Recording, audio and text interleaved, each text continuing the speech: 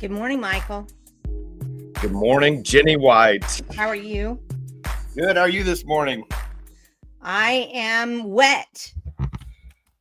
The farm girl is out there getting. Hey, I got a video at the end of the show. I look like I'm in a box or something. No, you look good. I got a video going on with me this morning. Yeah. No, you look fine. Okay. There we go. All right. It's less like I'm in a box now. Okay. So what's the video you want to show? Well, I have a video at the end of the show. Okay. That encapsulates my vision of what like old cowgirl Jenny White. Oh no, we're not doing this, Michael. Like no, Michael. Old cowgirl Jenny White. I want to play that. We're not doing that.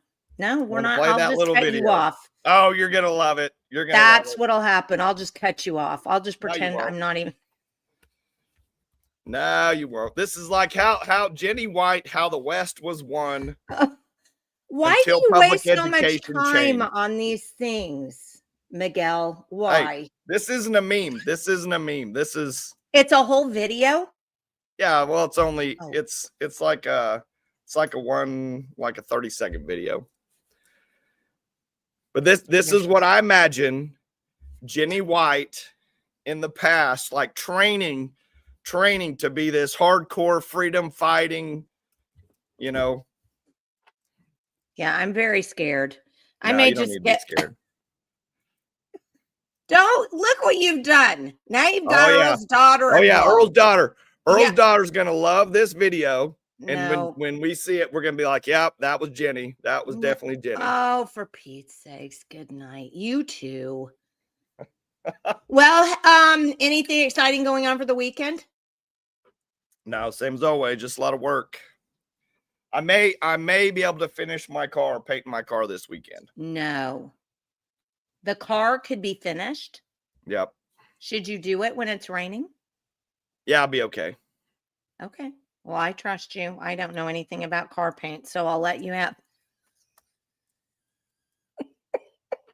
No idea. I would just think, because they tell you not to paint rooms when it's, wet outside because, the dampness isn't good for the paint. Yeah. So I don't know. That's just what I'm going on. So I don't know. Well, I mean, I won't be painting like while it's actually raining. Oh, okay. All right. Well, and then they said it was supposed to go away tomorrow afternoon. Then the rest of the weekend was supposed to be nice. Yeah. So I want to see if I can't put up the, I'll have to find where I am here. I want to put up the poster. The ladies that we're having on this morning. Which I can't wait. Yes. Because, I was the ultimate bad guy when I ran for school board because I was questioning all these books.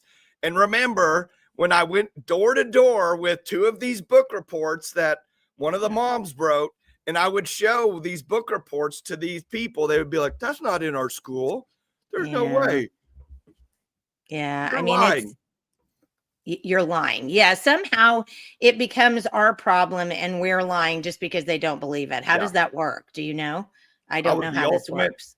Book burner, book banner. I had to do like 5 videos just saying, hey, I want informed consent for the parents is what I want. Yeah, I did. It's so bad. And so I want to make sure that we have a chance for everybody to see this. I'm going to up it just a little bit, maybe. Oh, it doesn't look like it's working for me. Don't know why. Will this get bigger? Make it bigger? Oh, this will make it bigger. Yeah. What a dope. So far, I've been like dopey all morning. So this is at Liberty Church. It's 1230 North Sooner Road in Edmond. Tonight, they're going to start at 7:30. And we've got Karen England and Bonnie Wallace with us this morning. We're going to talk to them. Sherry Connolly's also going to be there. Colby Wiltz, Shannon Ayers, Barry Newfield, Carrie Simpson, and Pastor Paul Blair. Basically, we're going to talk to Karen about Take Back the Classroom and a little bit about Citizens Defending Freedom, and then Are American Kids Safe? So this is what we're going to talk about today. Love to see you there. Also on Saturday, they're going to start at 7:30 with breakfast, and then they're going to finish up at 1 o'clock tomorrow. And I'm going to go and do a panel with them, kind of facilitate a panel with them right before they close. Yeah, so awesome. Hopefully my knee is not going to be the problem it seems to want to be this morning. Yeah. Barry's on says Karen and Bonnie are great. This is awesome. And I want to also make a comment about Pastor Blair. Also remember, Jenny, when we did that school board campaign, we made a packet up for every single one of the churches that were within my district, which was almost 20. And Pastor Blair was the only pastor that would even have me in his office to talk about what was in those books. Every other church never heard a single word from a single pastor or church or person in the church. If you can believe that. And there's some big churches, some big church leaders in my district. Big. I mean, big. Yeah. And it's disheartening. It's a sign of the times. It's really disheartening.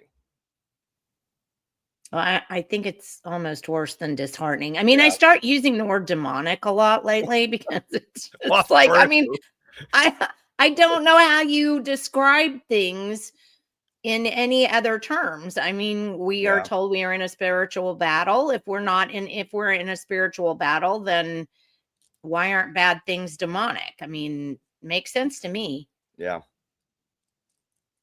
All right. Well, I would like to you ready to bring on Karen and Bonnie so we can talk about this? Sure, and I've got their websites up, and we definitely want to show the book.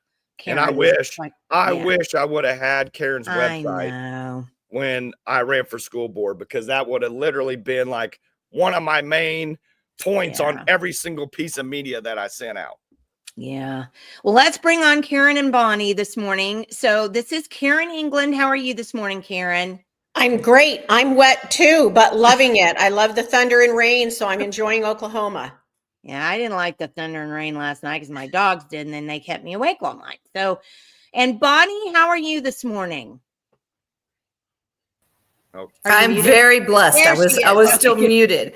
And it is demonic, by the way. I agree with the word choice that you picked, and I will show you why.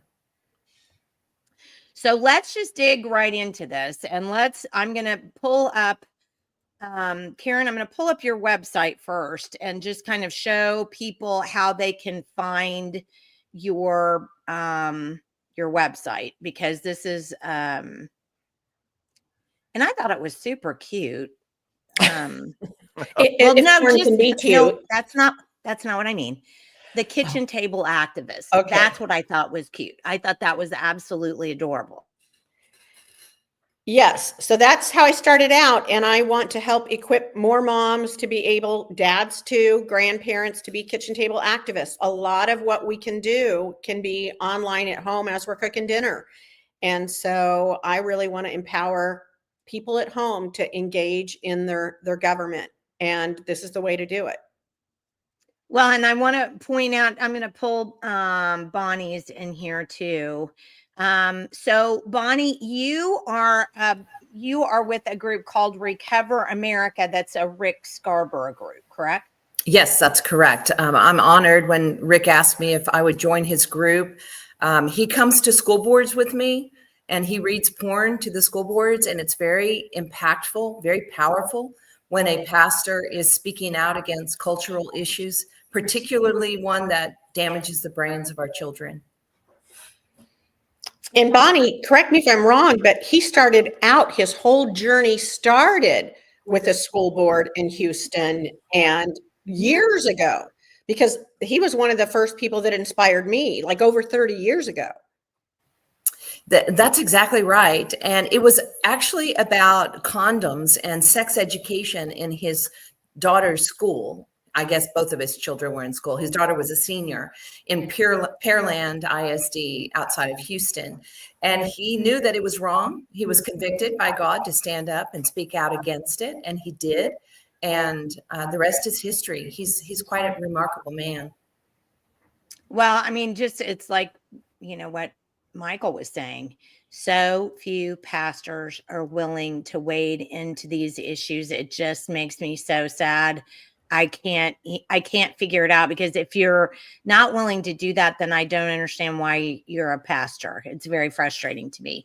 So let's go back to the Kitchen Table Activist website and let's look down here. So Karen has, this is kind of your website, I guess, kind of your catch-all for things. And down here, you've got Take Back the Classroom, Take Back the Community, Kitchen Table Activist Podcast. So what happens if I click on this button right here? That's the really good button.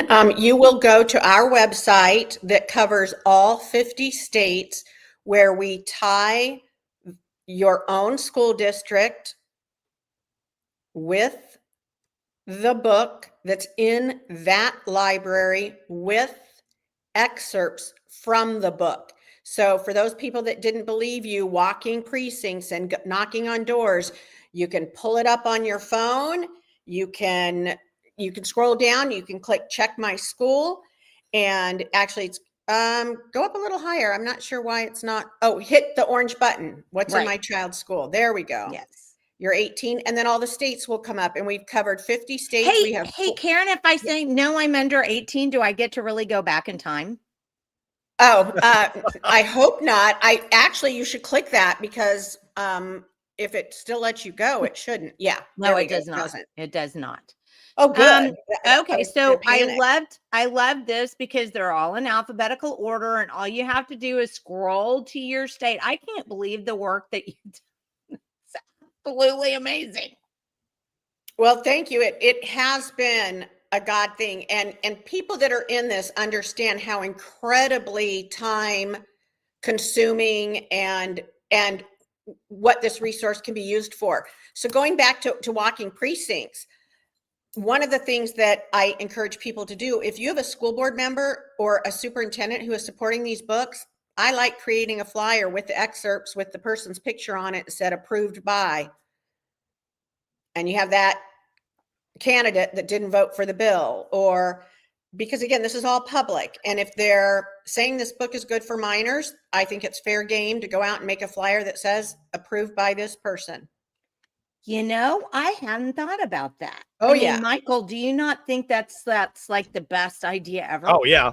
I that didn't even cross my mind till you just said that, Karen. I mean, that is absolute genius. I would have had a daily social media post with a quote and a picture of the school board candidate, the superintendent, and whoever else every single day with a new quote. Say, here's a new quote from your school that your school board member approved and seems to love this book.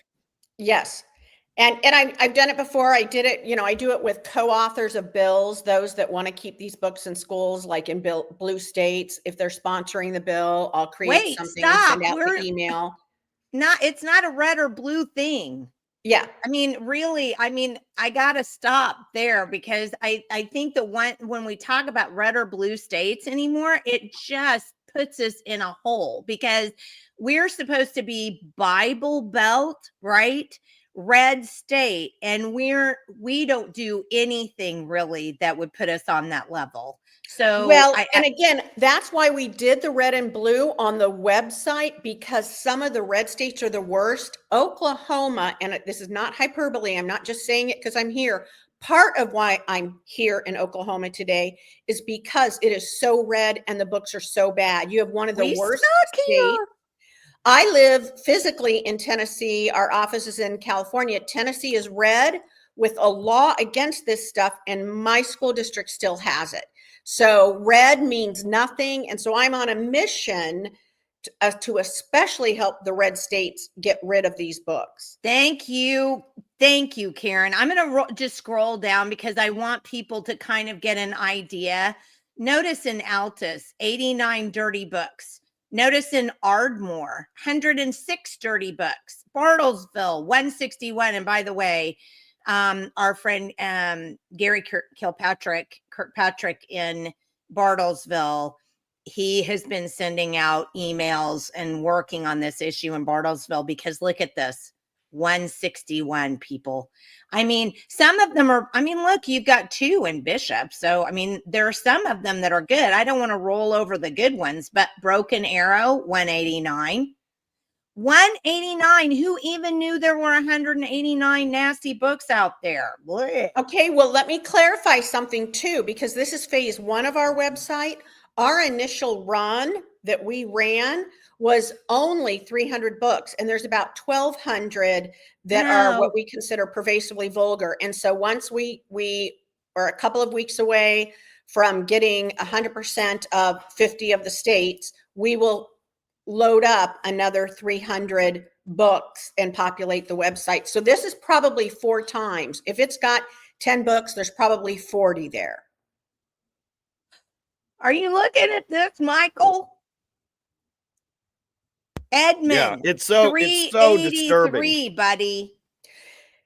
Okay, I want to tell you guys, Kiefer, wherever Kiefer Elementary is, Kiefer Elementary has some of the worst books in an elementary school that don't belong in a high school. And that's just a pattern I've been noticing in Karen, Kiefer. in elementary school? Yep.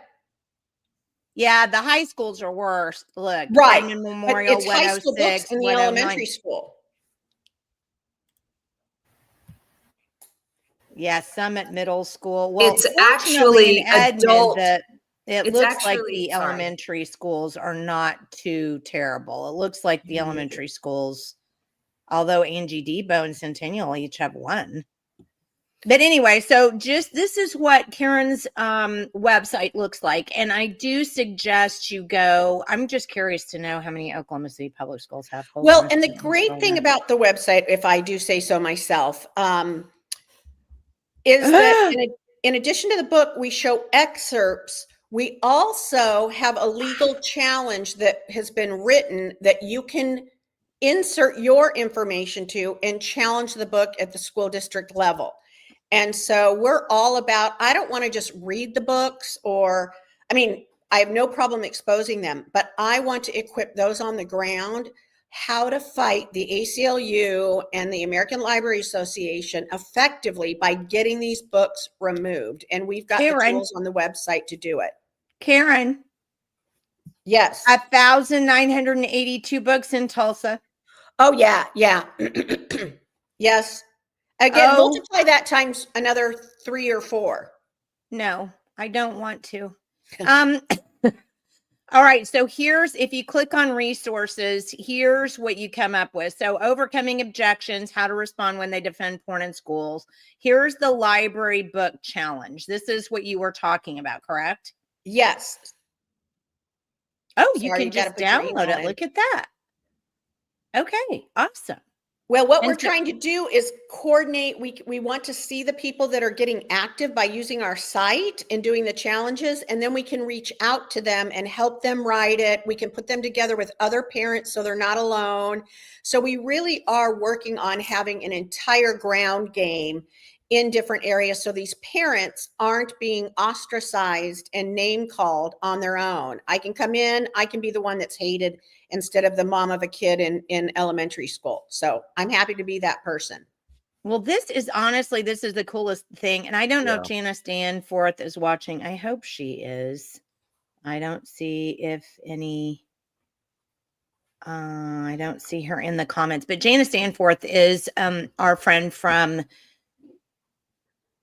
is it Owasso? Well, maybe after this, you can put us in touch, because we have a specific ground game we're working on with the team that is going to be speaking at the conference. Okay. And it includes going in, organizing, having a citizen lobby day, really focusing on certain books where everyone is focusing on the same book at the same time. And so the buzz starts about that book. So we've got a plan. So put me in touch with anyone who wants to work the ground. I'm happy to help. Okay. Well, and again, so this is takebacktheclassroom.com. Super easy website. Search your school. Yes, I'm 18. And then there you go. You just search it. So it is absolutely a phenomenal website, Karen. I mean, there's just no way. Oh, Sherry says she's from Bixby. Sorry. Thank you, Sherry. I appreciate that. Earl's daughter says, Karen, thank you so much. This is mind-blowing that dirty books are even a thing in schools. And Julia says that injustice system protects this nonsense, which it really does. And then she also mentions that Governor Stitt's new school board members, I think, are not helping the problems that we have right now, unfortunately. So no, Bonnie and I were there yesterday, and they had a meeting where they did not have any public comment. So when they went into, they had no public comment, not even on agendized items. And so we went in when they went in closed session, and we went to the media, and Bonnie started with a book in middle school, and the media, they were shocked. We were showing the proof in the books and the specific school it's in. And so that's what you need to do. And it's going to take all of us. I can only do so much living in another state. I can help people on the ground, but if your citizens aren't going to protect the kids, no one's going to. Well, and that's kind of the frustration I think we have, and Michael has found out. I mean, Michael ran for school board and literally got so much pushback, even from Republicans, didn't you, Michael? Oh yeah. That's part of why we're here. We are here to help convict the minds of your people, show them what's in the books, and then give them resources and tools and knowledge to go out and battle. And by the way, when we equip a community, we don't just leave them. We're always answering our phones, our emails. We travel all across the country, and we come in, we link arms with you, and we allow the children in your community to be protected from this content. The book that I was showing the media yesterday is called Let's Talk About It. Okay. All right. So if you don't read the dirty words, Bonnie. Yes. Well, first I'm going to tell you what it says in a different way.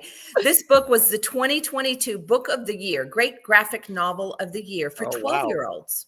Okay. For what? Where was that award from? The American Library Association, of course. And it was the first book I ever encountered, and I have found 4 since then, that has a disclaimer on the publisher's page.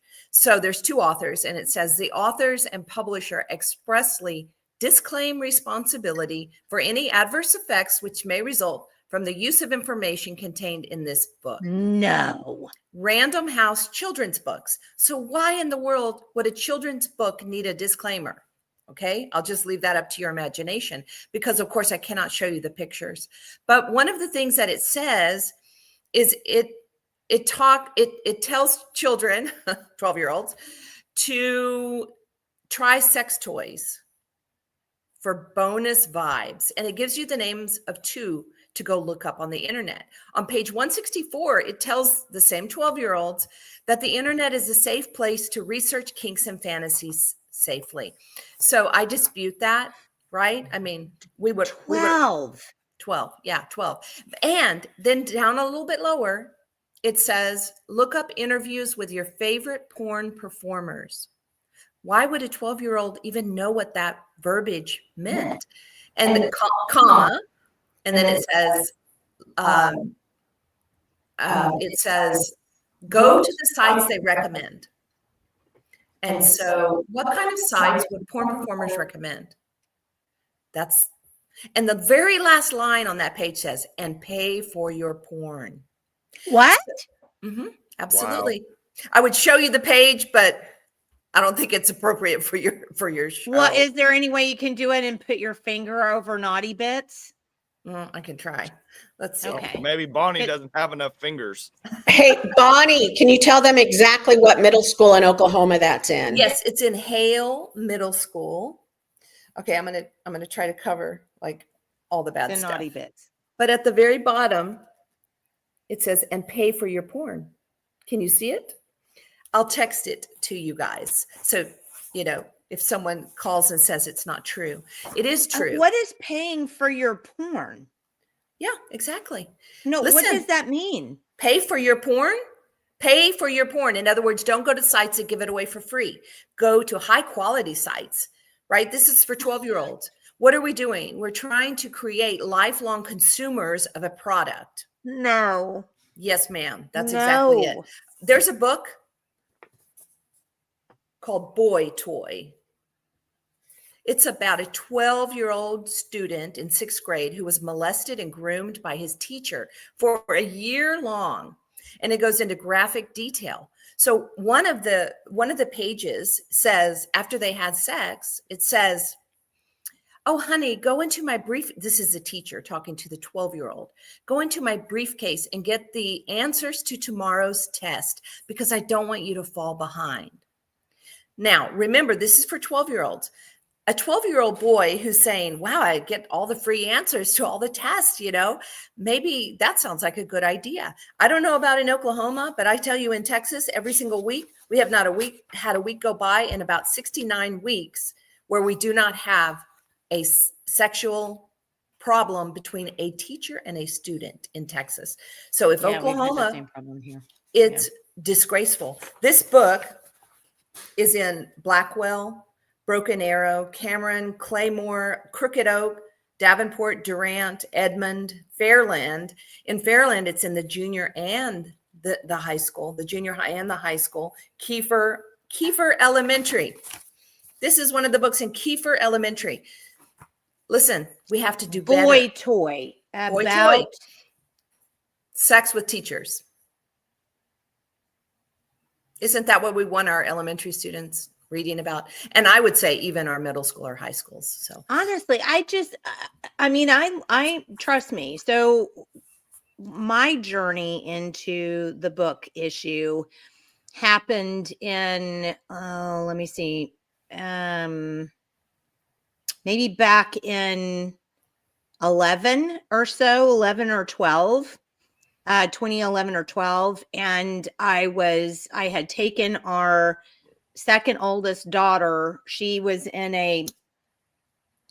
it's like a brain game where you divide up into teams and, they ask you questions and you push the buzzer and you try to, the teams try to, win. And she was at one of these meets at Deer Creek. I mean, I'm just going to say where it was. Deer Creek Middle School in Edmond, just north of Edmond here. And I was sitting in the library because that's where they had this, right? And I was sitting in the library and I was looking at some of the books that they had up on the tops, of the bookshelves. And I was going, what? What's this book about? And I started to read these books and so that was 11, 12, somewhere in there, right? And I started thinking to myself, this can't be happening. I mean, this isn't like a thing, right? Where we're actually doing this. And then it built because I would take the kids over to Half Price Books a lot because we didn't allow cell phones until they were driving. So we focused on books in our house and I homeschooled the kids. And so we would go to Half Price Books and Judy Blume, right? So Judy Blume had all those fun, like kids books, right? She was and she had just tons of them, very prolific. So I was like, yeah, find a Judy Blume book. I'm sure they're going to be great. So she brings me this Judy Blume book. It's about this thick. And for the life of me, I can't remember what the name of it is right now. It's called Forever. It is called Forever. Thank you very much. And she opened up I said, okay, well, let me look at it. So I was just flipping through it and I literally screamed out loud. Like I was like, oh, like that. So I there was a little girl who was working there, a young lady. And I went, hey, this book is in the kids section because it's Judy Blume. Would you like to see what it says right here? This is a girl who had pink hair and a nose ring. And I showed it to her and she goes, oh my gosh. She was genuinely upset about it. And she goes, I am moving this out of here. And she said, if you find any other ones, let me know. So, they actually moved that one. And even this little girl who you would look at, and just look at and think, well, she probably doesn't care too much. She was like, no, that's not appropriate for a 13-year-old kid. It is all over Oklahoma, so it's on our website with the excerpts, but I'm just looking right now how many middle schools, Blackwell Middle, it's in a lot of high schools, but it's in a lot of middle schools. I'm trying to see, it's in Depew, it's in several, but I'm looking for elementary schools because it's in a few elementary schools as well.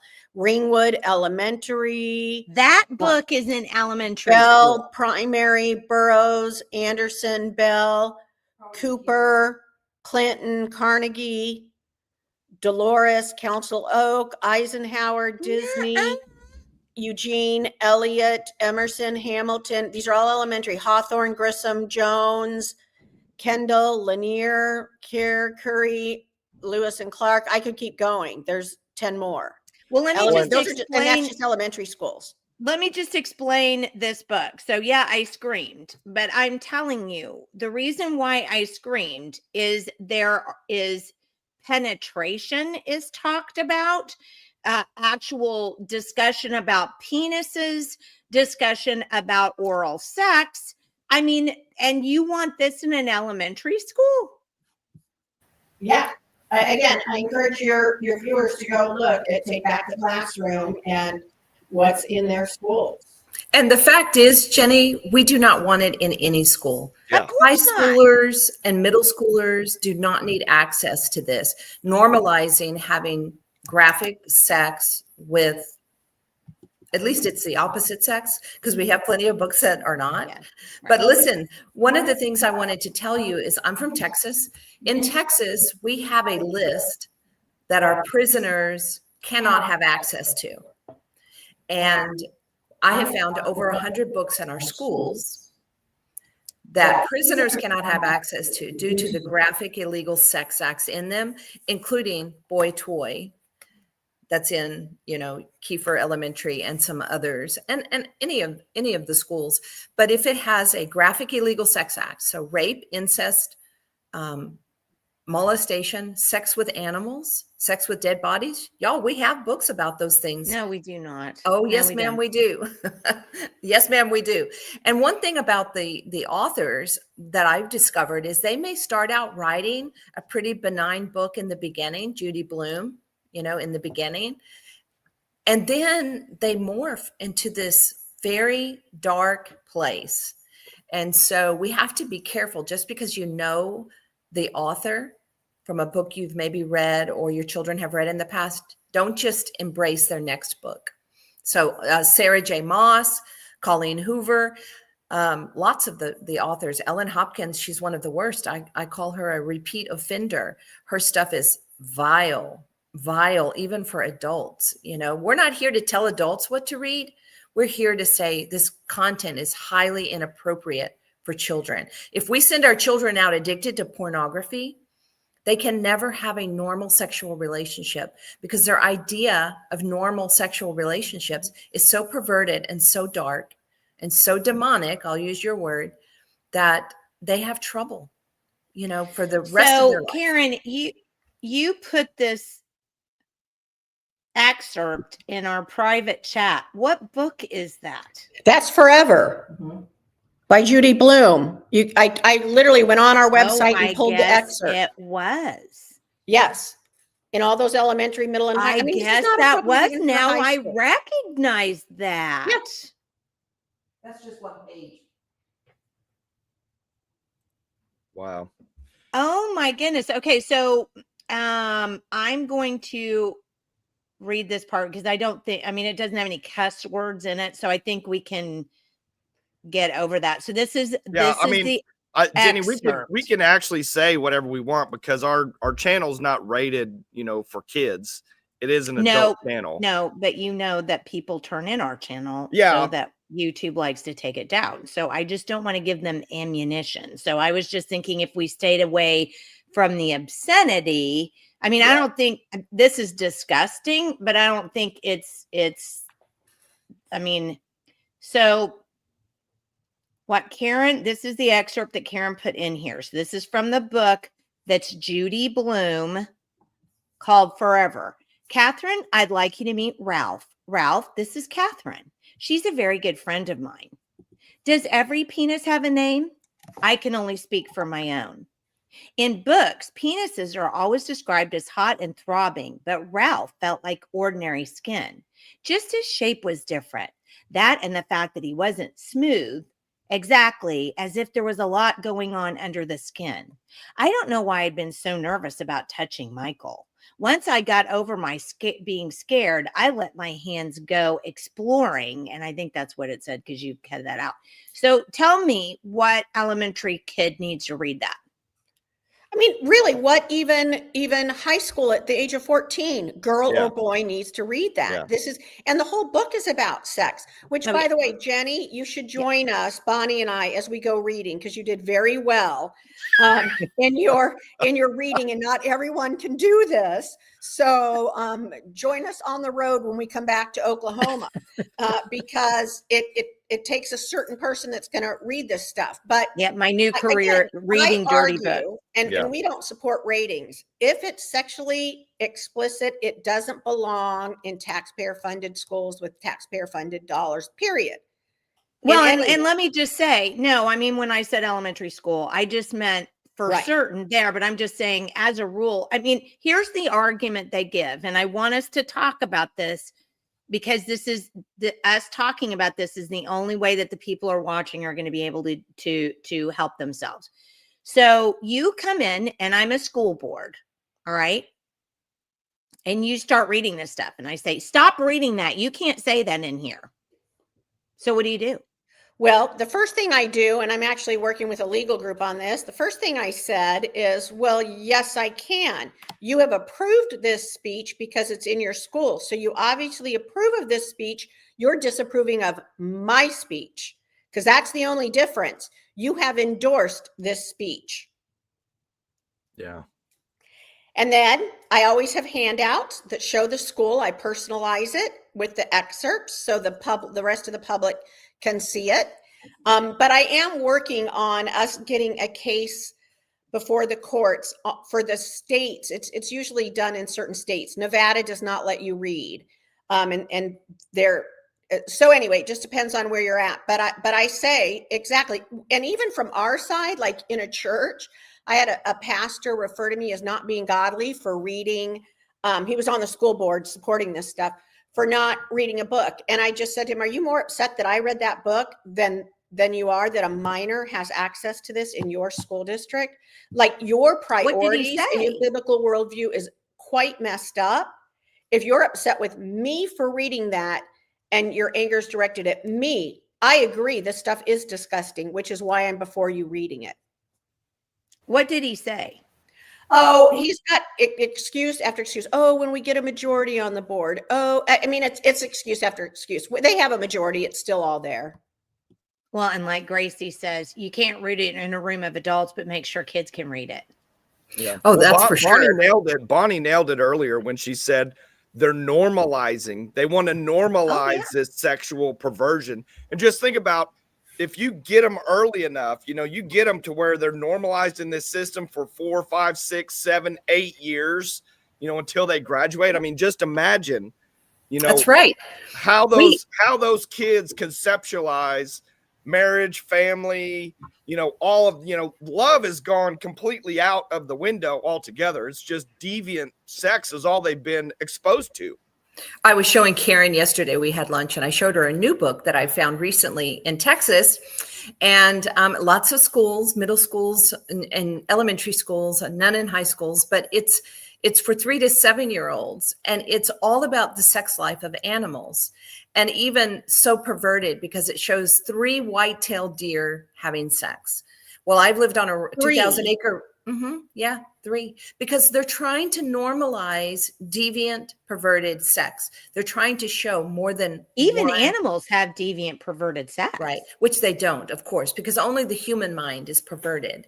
And so I have a book called Making a Baby that shows 2 full-grown men naked in a shower with a 2-year-old little boy naked in the shower with them, and a little girl sitting on the side watching.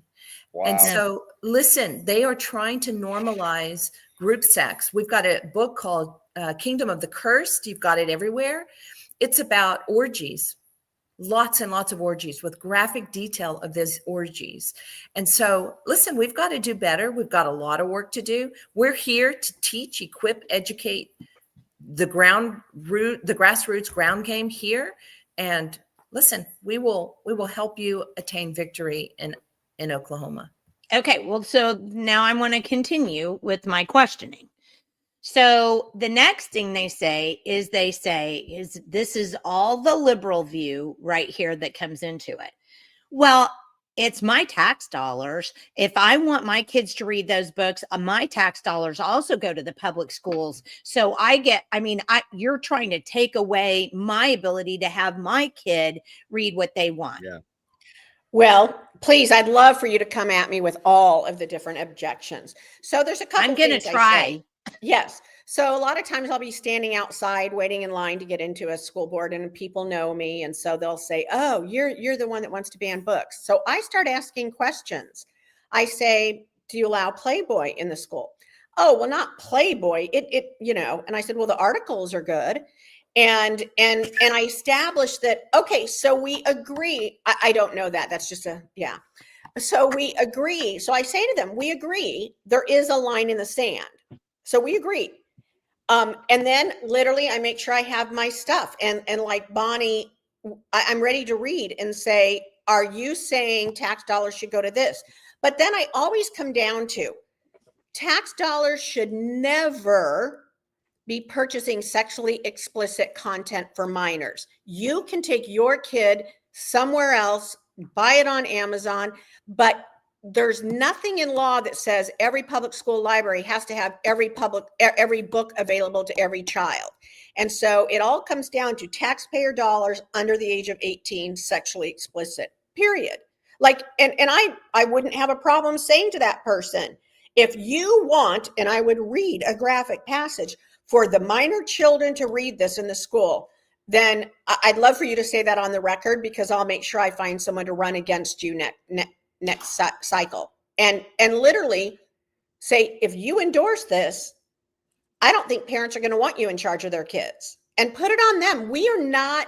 This is not one word on masturbation. This is not, or one chapter that has that word. This is not about puberty, teaching them about puberty or any medical situation. This is, at least everything on our site is very sexually explicit for the purpose of sexualizing our kids. And I don't think we need to be defensive about it. I think we need to make them defend why they want to sexualize our kids. That is not what the public schools are for.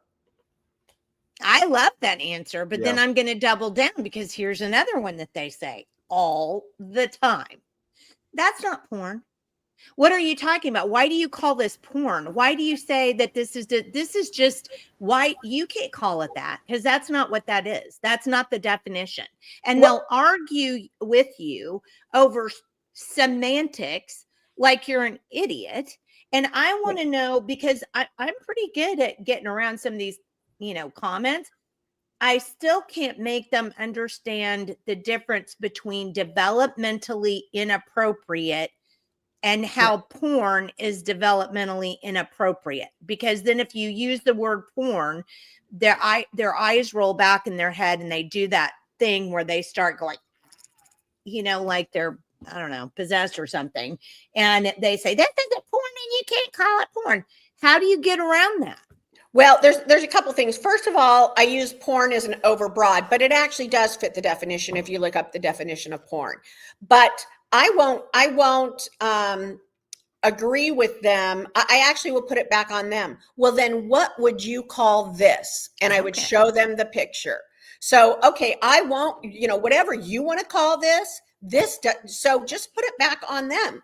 This is whatever you call this. It's highly inappropriate for minors. And you show the picture or the part about paying for porn.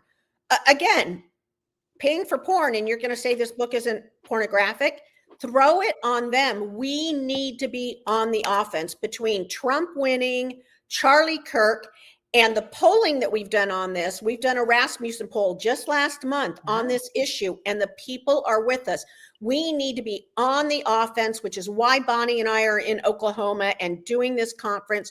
Go on the offense. We should not be embarrassed or ashamed of our position, and don't be intimidated when they say, well, this isn't porn, and they're all old white liberal, that marched with their pussy hats at the women's march. Sorry if I'm not allowed to say that word. Have them sue me. But they're the ones that do that. Okay, well then what would you call this? Okay, this is okay for an 11-year-old because that's what you're saying. So I'd like to know if you think that, because I'd like to know if you're on the sex registry list. Well, and I'll tell you, here's one that I got all the time. Well, I have two, but the first one, which is just basically, and I'd literally, Karen, I'd have teachers say this to me because I talk to a lot of teachers too, but a lot of parents, they'd be like, well, they see it on their phone, they see it on TV, so what's the difference? Oh, huge difference. I love that one. This is why you should have me back, and we should just have all the viewers text in their objections. Okay, so here's what I say. Wait, the objectors don't watch our show.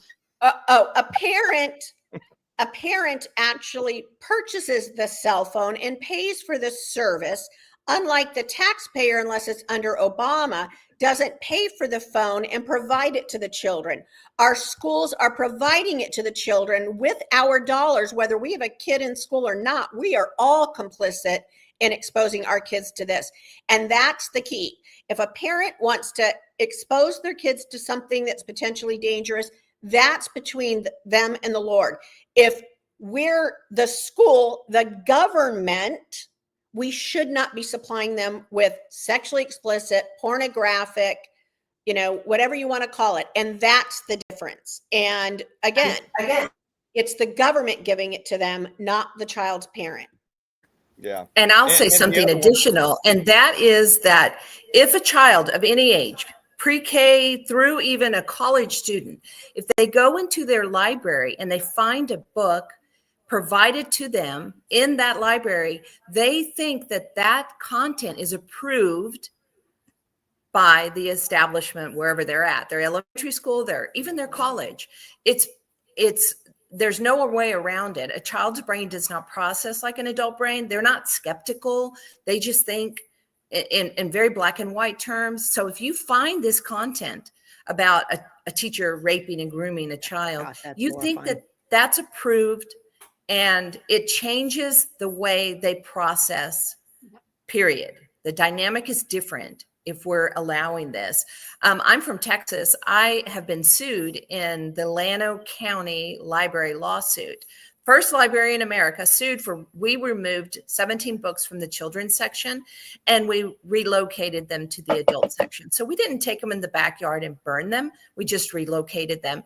We had a humongous victory at the Fifth Circuit, and that victory, the losers, the people that sued Llano County and sued me personally, they have appealed it to the Supreme Court, and I'm really hopeful that the Supreme Court will take it. But in the meantime, the victory at the Fifth Circuit said that a library, any library, has the right to remove any book they want for any reason they want, and that the purchasing and removing of books is government speech. It's like if you are in Washington, D.C. at one of the museums, Smithsonian or wherever, you know, everything that exists cannot be in one museum or one library. And so the government decides, okay, what are we going to put in if we're talking, if it's the Aerospace Museum in, you know, in the Smithsonian, they can't put every plane that ever existed or talk about every person who ever invented a plane or whatever. So it's called government speech. And that was a humongous victory. So we will, you know, we'll keep fighting it, but there's always the people on the other side that say there is nothing harmful in our books, and they are either perverted. The Bible talks about having scales over the eyes so they can't hear truth or see truth. Honey, here we are. Well, we've got quite a few comments, but I do want to throw this one up really fast because it goes directly to what we're questioning you guys about.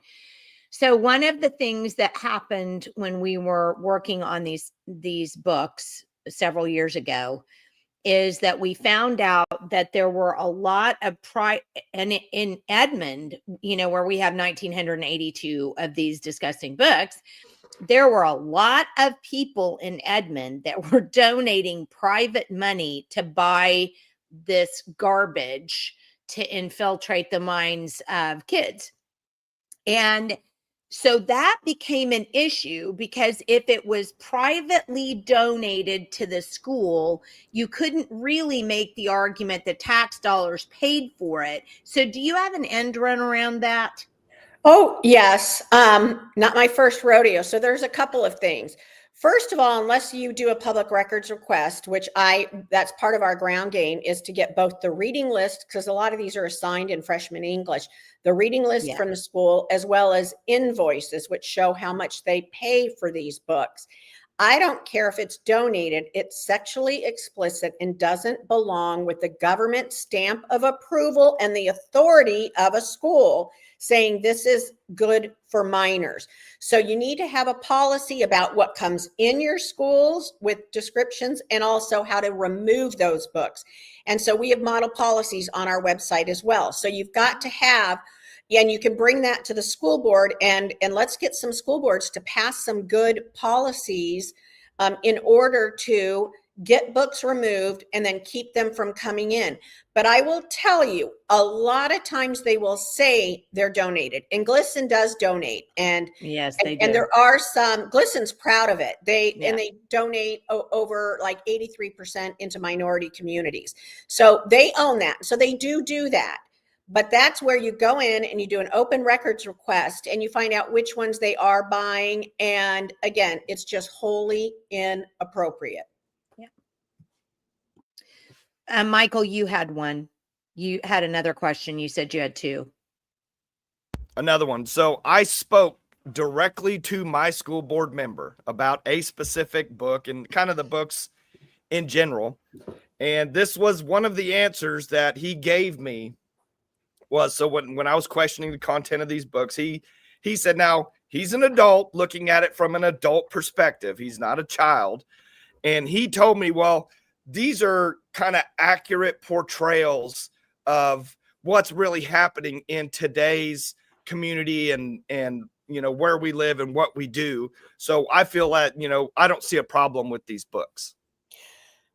Oh, I love this. Okay. Or they will say it's germane to the story, or they see themselves in it. These kids see themselves in it. Well, first of all, yes, they have said that. Yeah. That is not the purpose of public school education, is to be a big counseling area for everyone that's been through every horrific thing. Second thing is, when you are reading in literature, it's different than when you're viewing pornography and there's a personality, a face, a look to it. When you are reading, and a lot of these books are written very well, you are, for lack of a better word, fantasizing, but you are imagining you in that picture. No one needs to imagine themselves, whether they've been in a rape situation or an incest situation. They don't need to visualize that information. And just because it's going on in society doesn't mean they need to read about it and be desensitized to it more.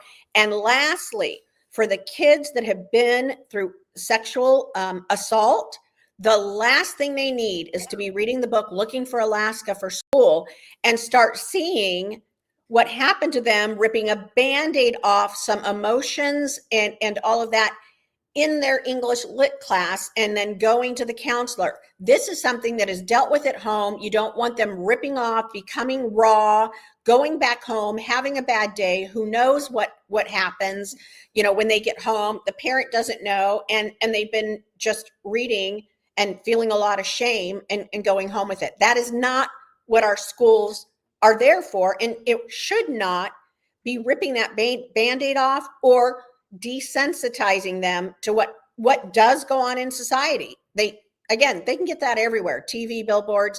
They don't need it with the government endorsement. Just because rape happens doesn't mean you need to read about descriptive rape scenes. Yeah.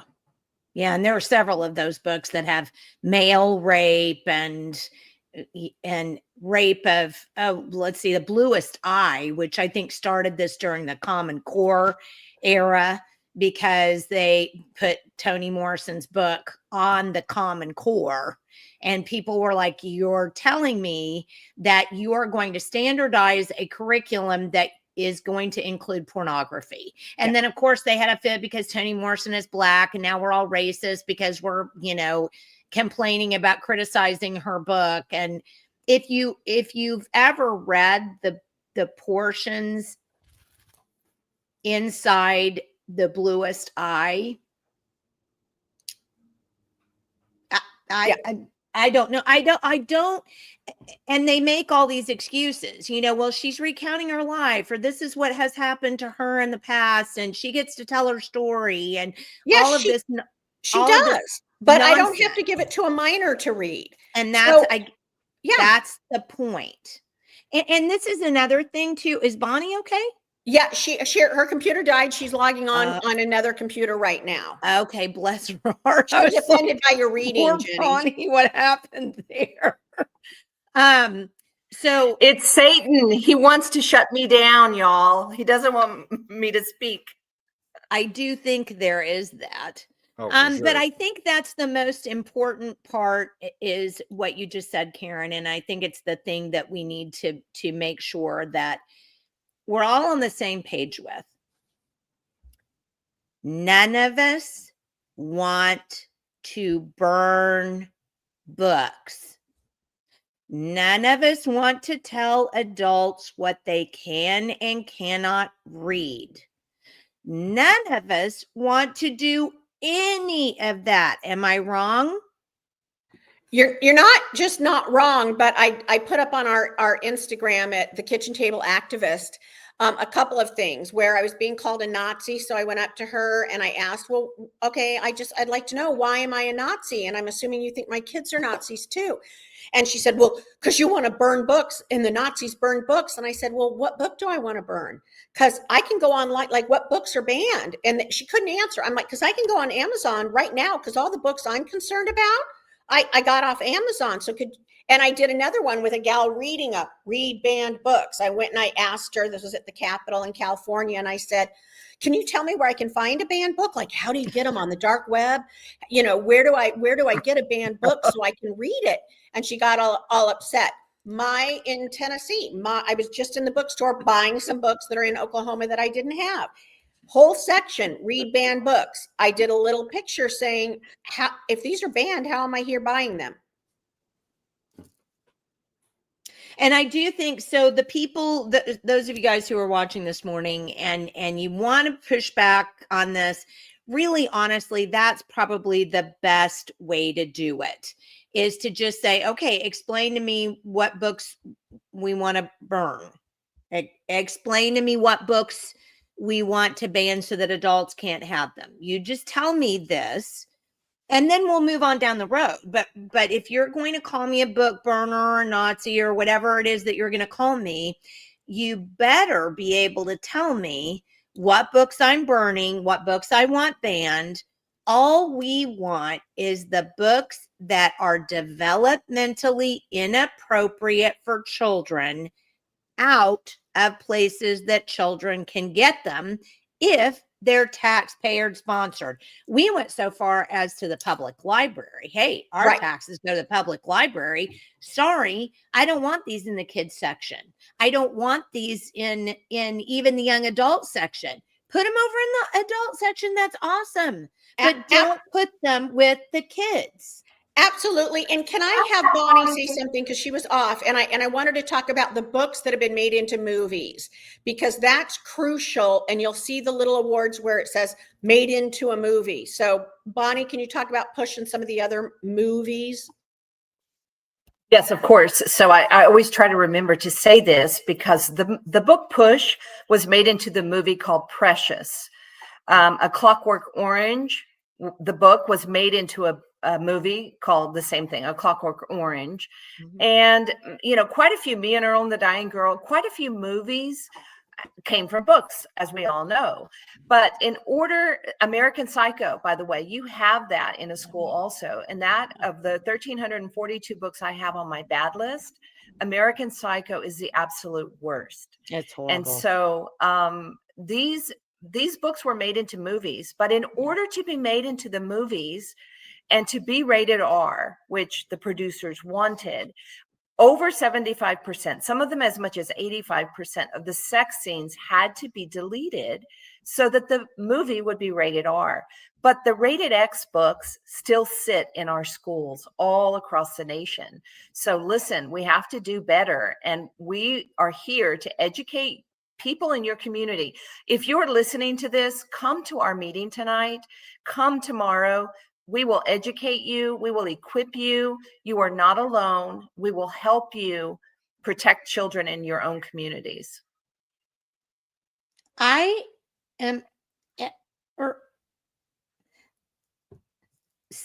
oh my goodness, really, honestly. So these books get made into movies, but then they can't even put the whole book, the full content of the book. That's just movie. Like, people, what are we thinking? Really, honestly, I mean, this is demonic, and I'll explain why it's demonic. And again, you can argue with me whatever you want, and I don't care. If you're an adult, you do you. This is me. I believe it's demonic because what does the devil want?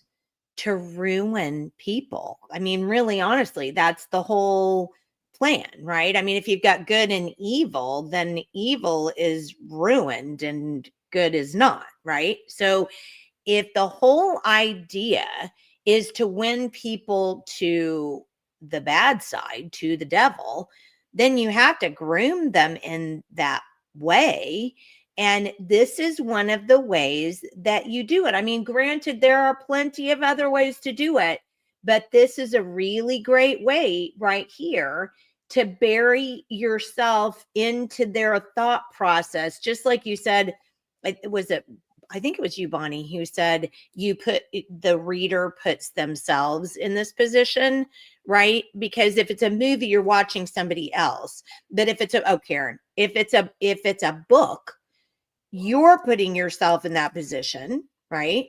So or you're fantasizing because you're drawing these pictures in your mind about what's happening in this book. So it's so important to realize that books are even almost in a way worse than movies because of what your brain does when it's reading. So well, I want to say two things here before I forget. When you're talking about fantasizing, we have discovered, Karen and I, 2 books about the girl, the protagonist in the book, fantasizing about having sex with Jesus. Okay, so that's one thing. And if that does not outrage you, I am a Christian, a disciple of Jesus. And so I'm outraged by that. And the pastors that travel What with me the and read what? school boards always What want is to the read name? that I book. want to know the name of these books. Yes. One of them, the first one is called What Girls Are Made Of by Elena K. Arnold. And the second one is called Hold on, wait. She's a repeat That offender, by the way. Yes. that sounds so innocent. If my kid went in there and picked that up, I probably would be, oh, okay, well, that sounds great. Do you see what I'm saying? That's Oh, why 100%. parents have to pay attention. That's why we're here to help. But listen, it's not only about sex. I and Karen, we mostly focus on what we call pornography or sexually explicit content. There's content. Ellen Hopkins is one of the worst. She has a book called Tricks. She has a whole series about crack cocaine, basically. Crank, Glass, Fallout. They're all in the series. And it's just, how to become addicted to crack cocaine. But one of the books is called Tricks, and it's the worst one. And in there, the reader, okay, 12-year-old child again, is talking or reading about a thought not to use crack cocaine crushed and smoked, but rather it needs to be injected for maximum efficacy. So is that really what we want? Maximum efficacy of heroin or crack cocaine in the body of children? I say no, that's not what we want. But the other thing is there's just 1,342 books now that we know about. And so I don't want the listeners to think, oh, there's a few books. It's not a few books. And those are only the books we know about. I guarantee you there's many more. That book list grows all the time. When you're talking about benign names, titles, let's talk about it. And look, it's like ombre style. And so you're a 12-year-old. Okay, so wait, read a section. You wanted to read a section out of there. I want you to read a section out of there. Well, this of Let's Talk About It. Can I read a different book? Oh, whatever you want to read. Okay. Read what you want. Oh, thank you. Thank you. I'm going to read a book called The House of Sky and Breath.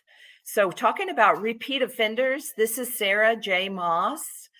Every airport I've been in the past 3 years has a huge display of Sarah J. Maas books, and which are fine. If you're a grown adult and you want to read erotica, then you can do that. But I say no. This is not appropriate for children. This book is in Clinton, Lawton, Oklahoma Public Schools, Pocola, Potu, Prague, Putnam City, Prague. Sallisaw. Okay. Prague. Okay. Sand Springs, Sayre, Sulphur, and Weatherford schools. These are just to let you know, Bonnie, those are smaller school districts. Prague's right up the street from me. This is not a huge school district. It's not like Edmond or Oklahoma City or Tulsa or something. So that's really surprising. And I think it's important that people know that. Everywhere. So can you show the book? This content is everywhere. I don't have the picture with me. I just have a book report. Oh, okay. So typed out. Okay. But I will. Karen can post it in the chat because she's got her computer and she's better than I am at a lot of things. And this is called page what? 232. House of Sky and Breath. This is a 3-book series, so they're all filthy. Page 232. His cock throbbed in response. Fuck those breasts, full and heavy and tipped in rosy nipples. She ran her nails along the shaft of his cock. Her head dipped as her fingers wrapped around his cock. Bryce laughed against his cock. Bryce licked him again, tongue swirling, and heat enveloped him as she sucked tight. She sucked him hard. Hunt took in the sight of his cock disappearing into her mouth. I'm going to fuck you senseless, she said. She met him thrust for thrust, moaning deep in her throat so that it echoed through him, and then her hand slipped down to his balls, squeezing hard. I can keep reading. That's just 3 sentences. Well, we already let the on one F word page. go a couple of times, so sorry, YouTube. The I did. the House of Breath, Sky and Breath. Sky and Breath. And let me say, Sarah J. Maas, there's a ton of books. I have not seen a high school that does not have her whole series in the whole United States. And so what Bonnie was reading, that's part of a series. And so they get them hooked in this. The flight attendant was reading one of these when I got on the plane. I saw she had it from a library. Again, adults can do what they want, but these books are everywhere. I will share with the Sarah J. Maas, our experience has been when that book has been challenged, any of them, they literally do remove them. They're that bad. I don't have one. I'm not familiar with one group or school district where these books have been challenged that they have left them. And that's the other part of strategy, is knowing what to go in and challenge first in order to build credibility with the community. And I recommend not going in with genderqueer as your first book, because even Christians, they'll hear genderqueer and they're like, oh, I don't hate gay people. And like, you've lost the argument. And so you go in with the white heterosexual rape, incest, this stuff that Bonnie was just reading, and you build credibility with your church, with your community, with your Bible study, that this stuff really is horrific. Then they'll listen to you when you want to show them what's in genderqueer. So this is, I've actually seen this book on there, and I think, and I want to really point this out. So it's like what we talked about just a minute ago about the titles. The House of Sky and Breath. It sounds like pretty, really. I mean, it's not like they use these things. Let me pull this one up too, Karen, since you just sent this one. So this is the other one, Court of Frost and Starlight. Sarah J. Maas. And they look, I mean, looks pretty exciting. I'd pick that up, right? The graphics look nice. It's like, okay. Sounds like Court of Frost and Starlight. Sounds pretty innocuous. And okay, I you think, need to see this next one, because this is all over elementary schools. All right, and a parent would look at this book, The Art of Racing in the Rain. Yeah, hold on. and would Give be me like, just 1 second. I "Oh, got to get isn't it that- in here. Yeah, isn't that innocent? And oh, isn't that a cute book? And oh, it wins awards." I mean, you'd see that and you wouldn't think twice, but it's all from the perspective of a dog watching the owners have sex. And I'll throw a little excerpt in there for you, and then Bonnie's got another one. And this, again, this is just one. You can get everything off our website where we've got more. So you got an excerpt for this book? Yep, right here. Yeah, throw it up.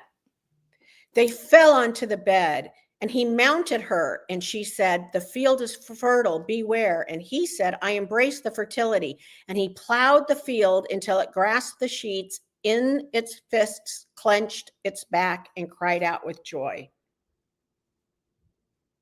Elementary What the school. heck? Wow. All right, Bonnie, you wanted to read one, and I'll pull it up, but don't say the F word. Yeah, don't. Yeah, let's. You can say, I Go forgive back me. and what's the book? if I can. Bonnie. Court of Silver Flames. Okay, so hold on. Yeah, Where's forgive the me, you guys? What's it called? A Court of Silver Flames. Okay. It's actually it's the fourth book, I believe, in the series that Karen had posted up there a little bit earlier. That was A Court of Thorns and Roses, or A Court of Frost and Starlight. This is the fourth book in the series. They're all terrible. This one's in Afton, Ardmore, Atoka, Bartlesville, Broken Bow, Cameron, Chickasaw, Depew, Dewey, El Reno, Enid, Fairland, Gore, Grove, Hilldale, Idabel, Jinx, Kingfisher.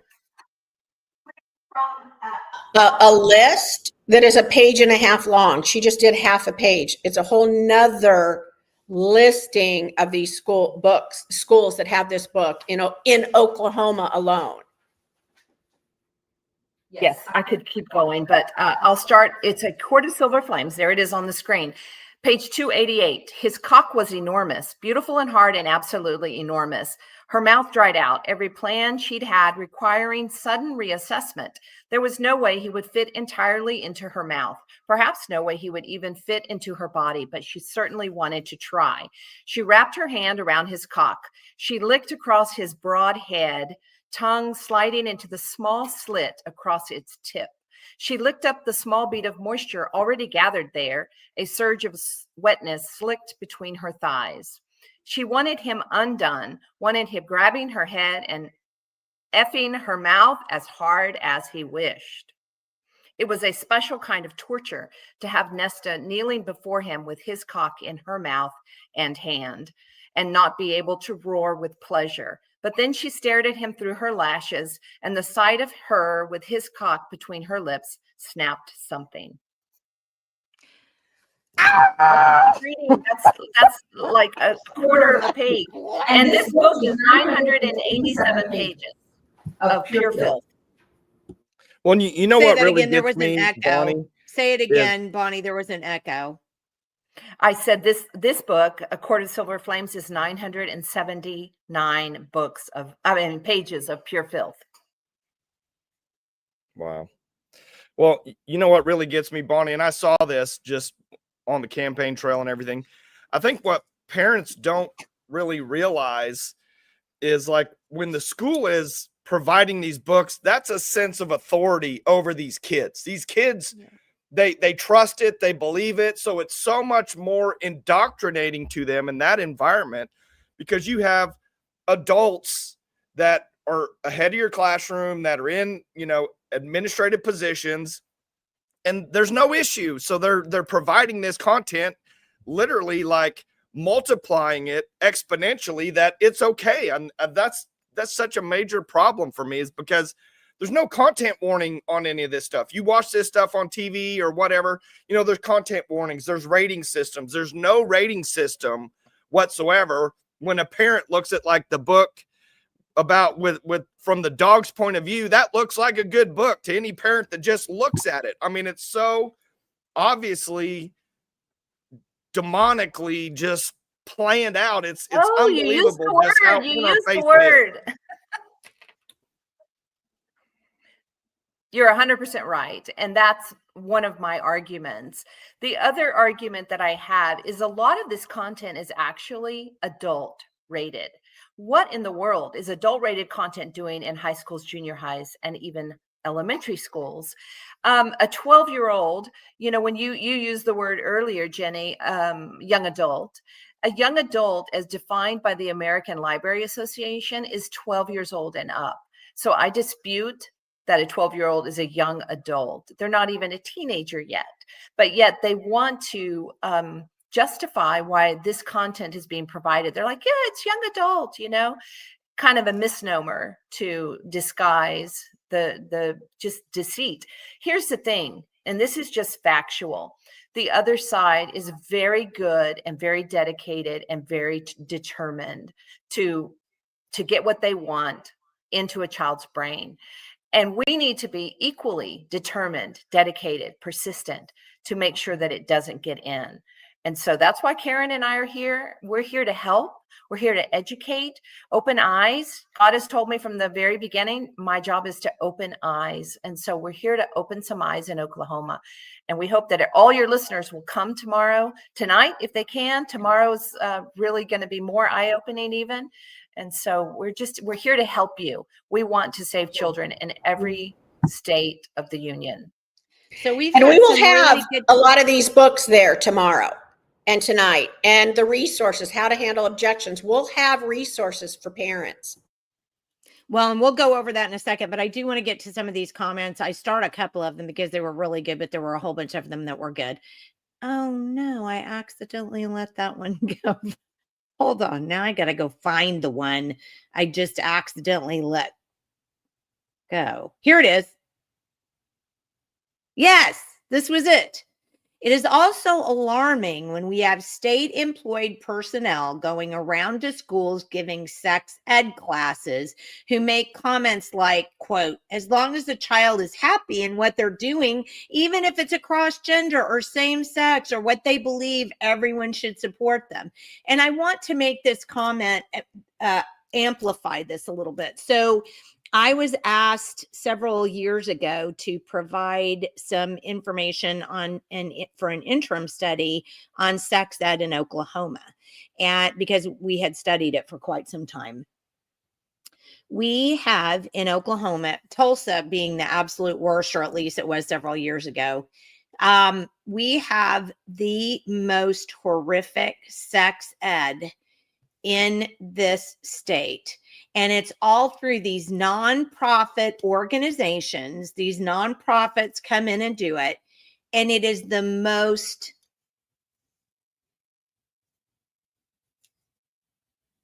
I'm struggling for words here. It's the most, I mean, disgusting. You can say disgusting, but it's like, what's disgusting? I mean, some people don't like peas. You know what I'm saying? I mean, I'm trying to find a better way of describing than that. It's destructive. It is the most morally destructive. I think that's the way to put it. It's the most morally destructive program I could ever even conceive of. And this is going on in public schools underneath the purview of parents, because they don't have to know that this is going on. And if the school just lets it go and doesn't tell parents, nothing happens to them, because we don't have a justice system anymore, as was pointed out here. It doesn't matter what it says in a bill. The bill could even say, you'd have to be imprisoned for 2 weeks if you let kids see this. And it doesn't matter what the bill says. If the justice system says, you're fine, see you later. Oh, don't do that again. Okay. I mean, there are so many problems, even just beyond the books. It's incredibly hard to articulate how bad it is. But we have in Oklahoma the most graphic, the most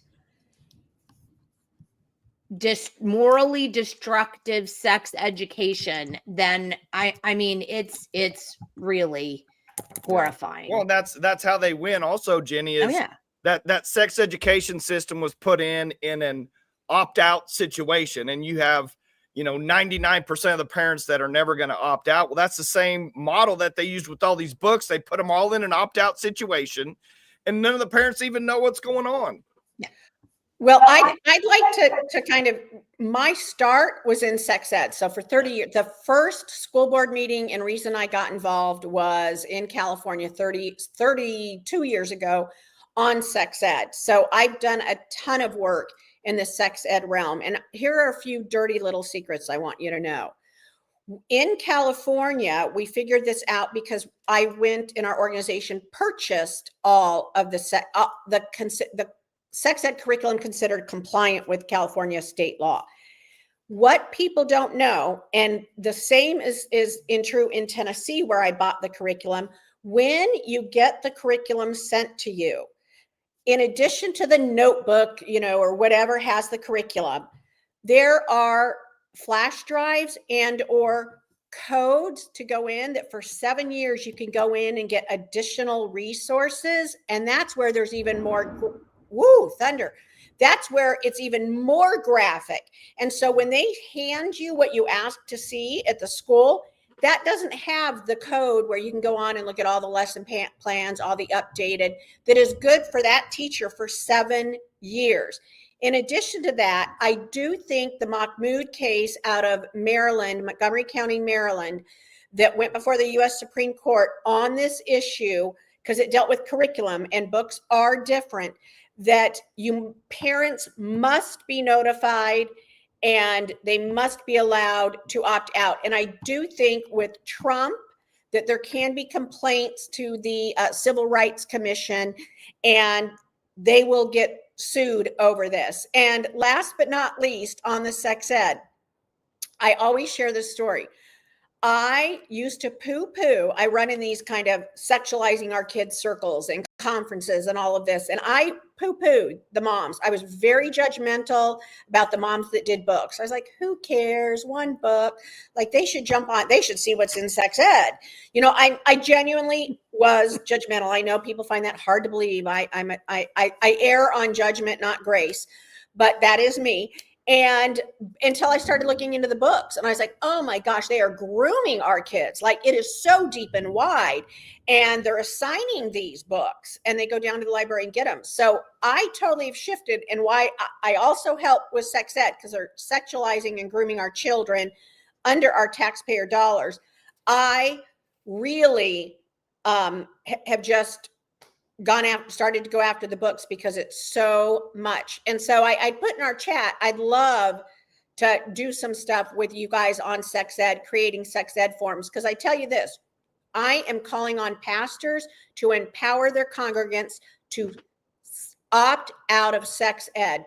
25 years ago, I opted our son out. I remember sitting at a baseball game and one of the moms saying, oh, I was going to opt out Taylor, but oh, there was, you know, I was afraid he's going to be the only kid. We should make sure there's only a handful of kids in sex ed and they're wondering why their parents didn't opt them out. Yeah. And the church needs to lead that charge, because sex and sexuality belongs to the Lord, and it came way before politics, and that pastors and youth pastors need to be getting behind these families. Amen. And massively opting out. Amen. Well, so power to decide, Karen, one of them is power to decide. Okay, I see that. I'm going to write it down, power to decide. Yeah, I'll have to send you this is the whole, you know, see, oral sex, anal sex, masturbation, touching each other's genitals, grinding. I mean, all of this. And this was a couple of years ago. So it's personal responsibility. Oklahoma? Yes, ma'am. Personal responsibility, education proud choices, making proud choice. Oh, Positive Prevention Plus. Yes. Positive Prevention Plus. I have the curriculum, and I still have access to the 7 years of, I can go look up all the additional lesson plans that aren't in the notebook they hand to parents.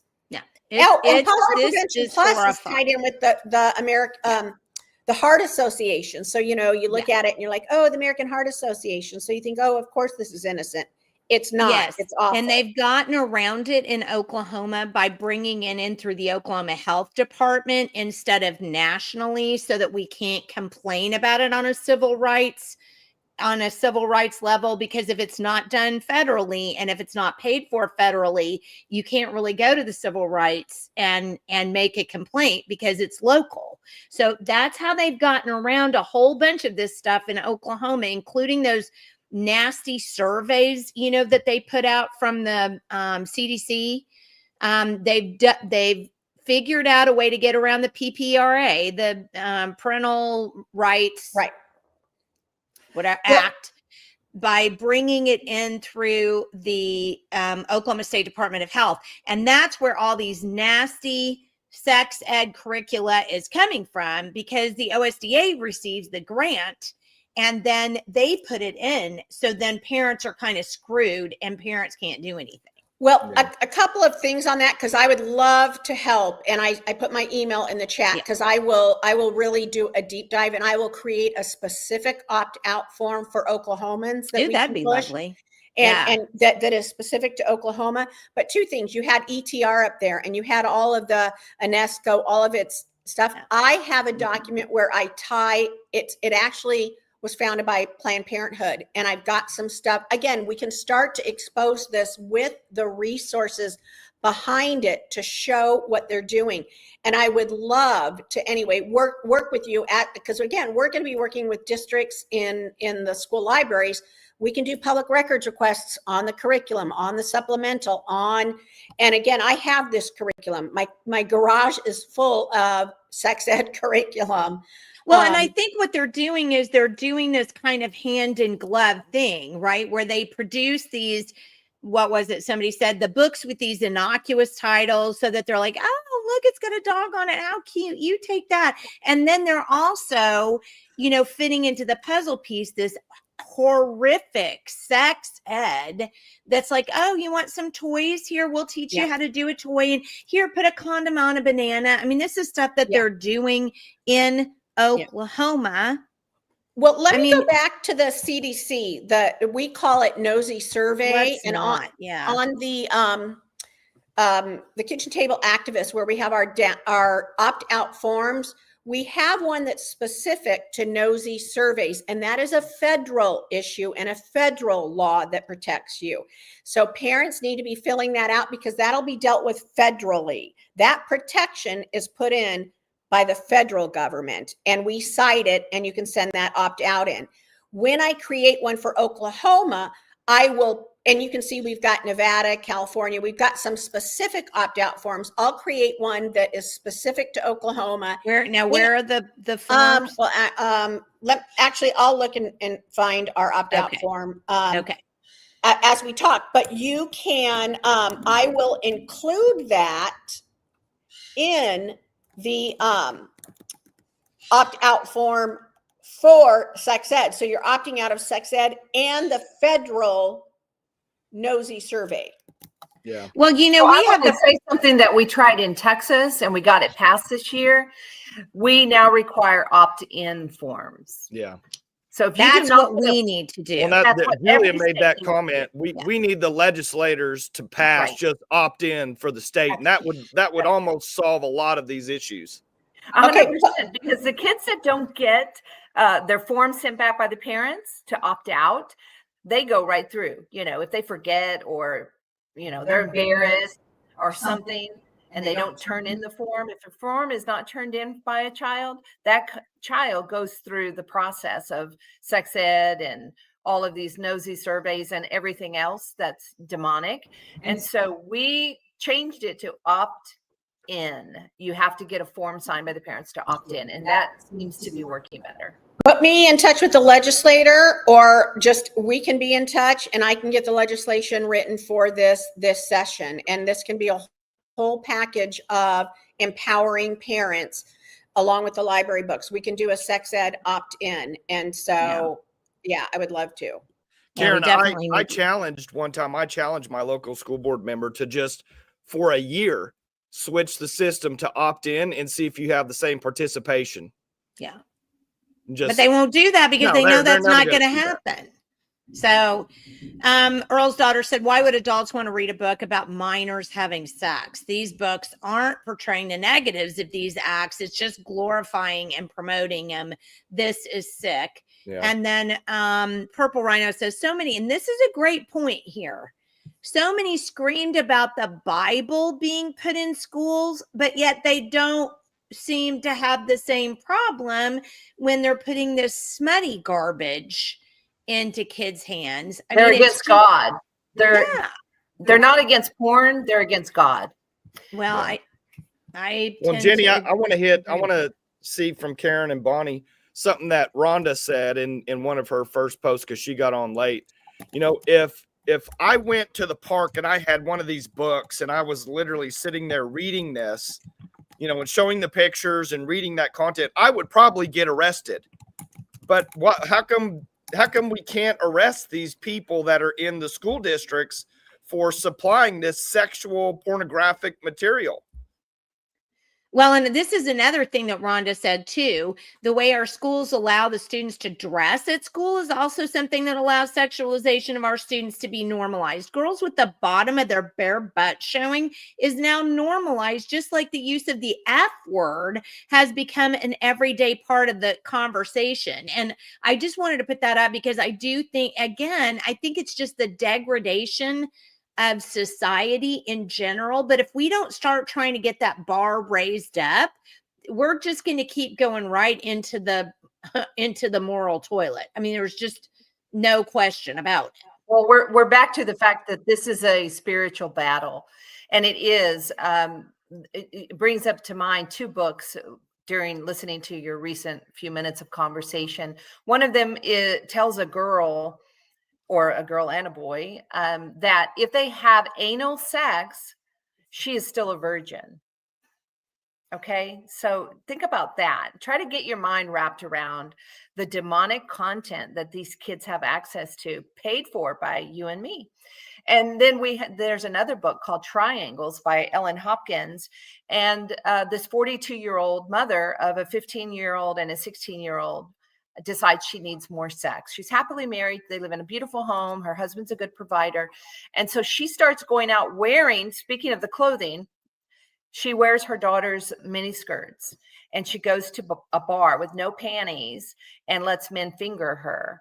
And so it goes into very graphic detail. And then a few chapters later, she's having sex. A man blindfolds her and ties her up. And he says, "Can I do something to you I've never done to anyone and I've always wanted to do?" And she's like, "Sure." So he puts one finger inside of her, 2, 3, 4, then his whole fist. It's called fisting. And she's talking about the immense pain, but then she says, "I had an orgasm and I'm coming and coming and coming over and over and over, and how wonderful it was." And then she says something, this is a demonic battle. It's a spiritual battle. And she says, "Oh, I'll never do it the other way again." How great it was.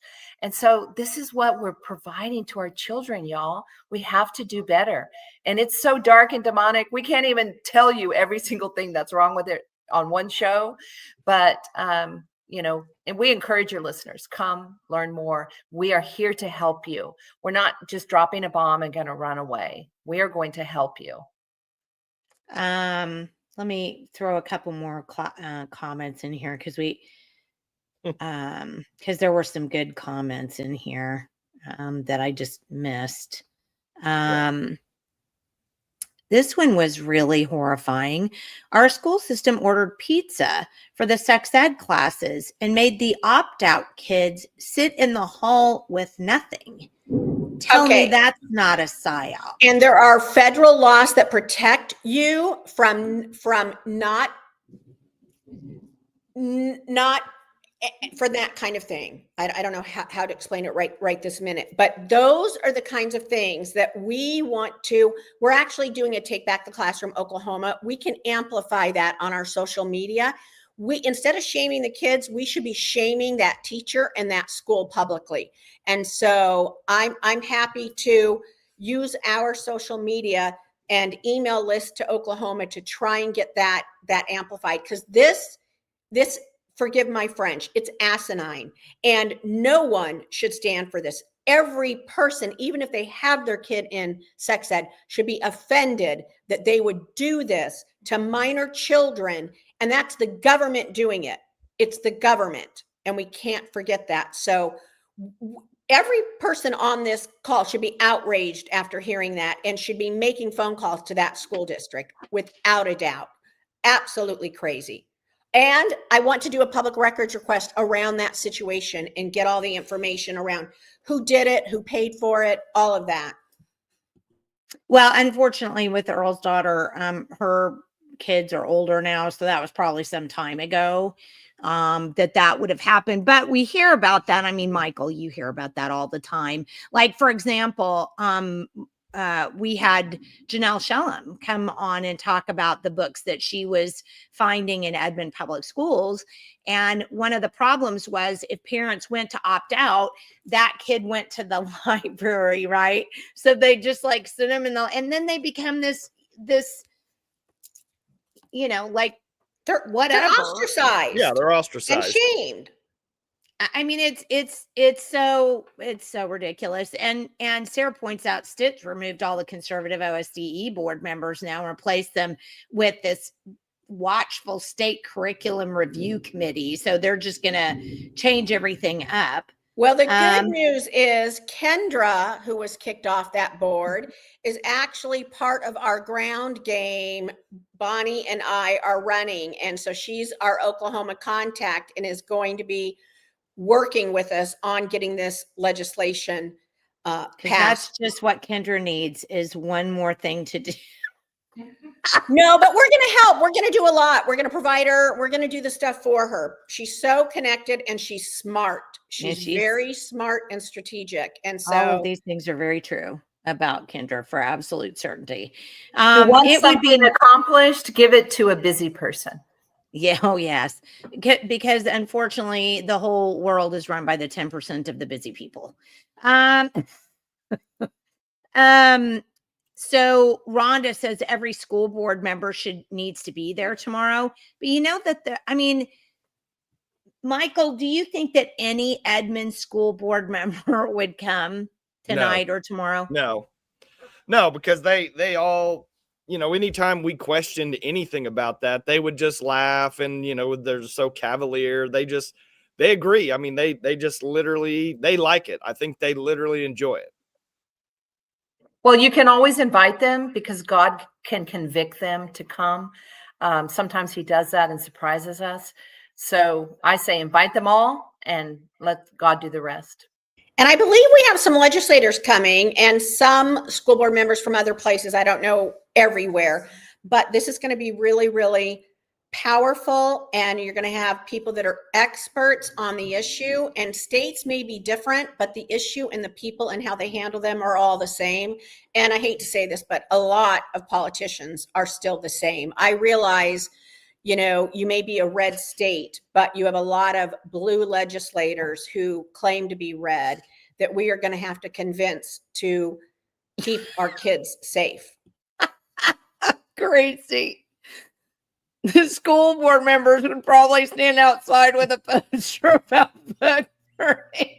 Oh, if you're a protester, please come, because I would love to film our engagement when I ask you what book I want to burn, and then pull it up on Amazon and order it in front of you. So I would love for the protesters to come. I need to find, hold on a second. Let me find the poster again for tonight. Tell us what's going to happen tonight. Again, it's at Liberty Church on Sooner Road in Edmond. So tell people what's going to happen tonight. I think tonight is just an introduction to the panel. So all of us will sit up on stage with Pastor Paul Blair. It's at his church, as you know.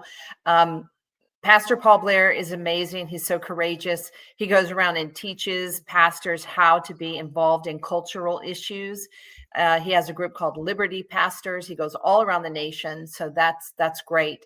He's going to be introducing each of us with a few-minute introduction, and we'll just talk an overview. So tonight is really to meet us personally.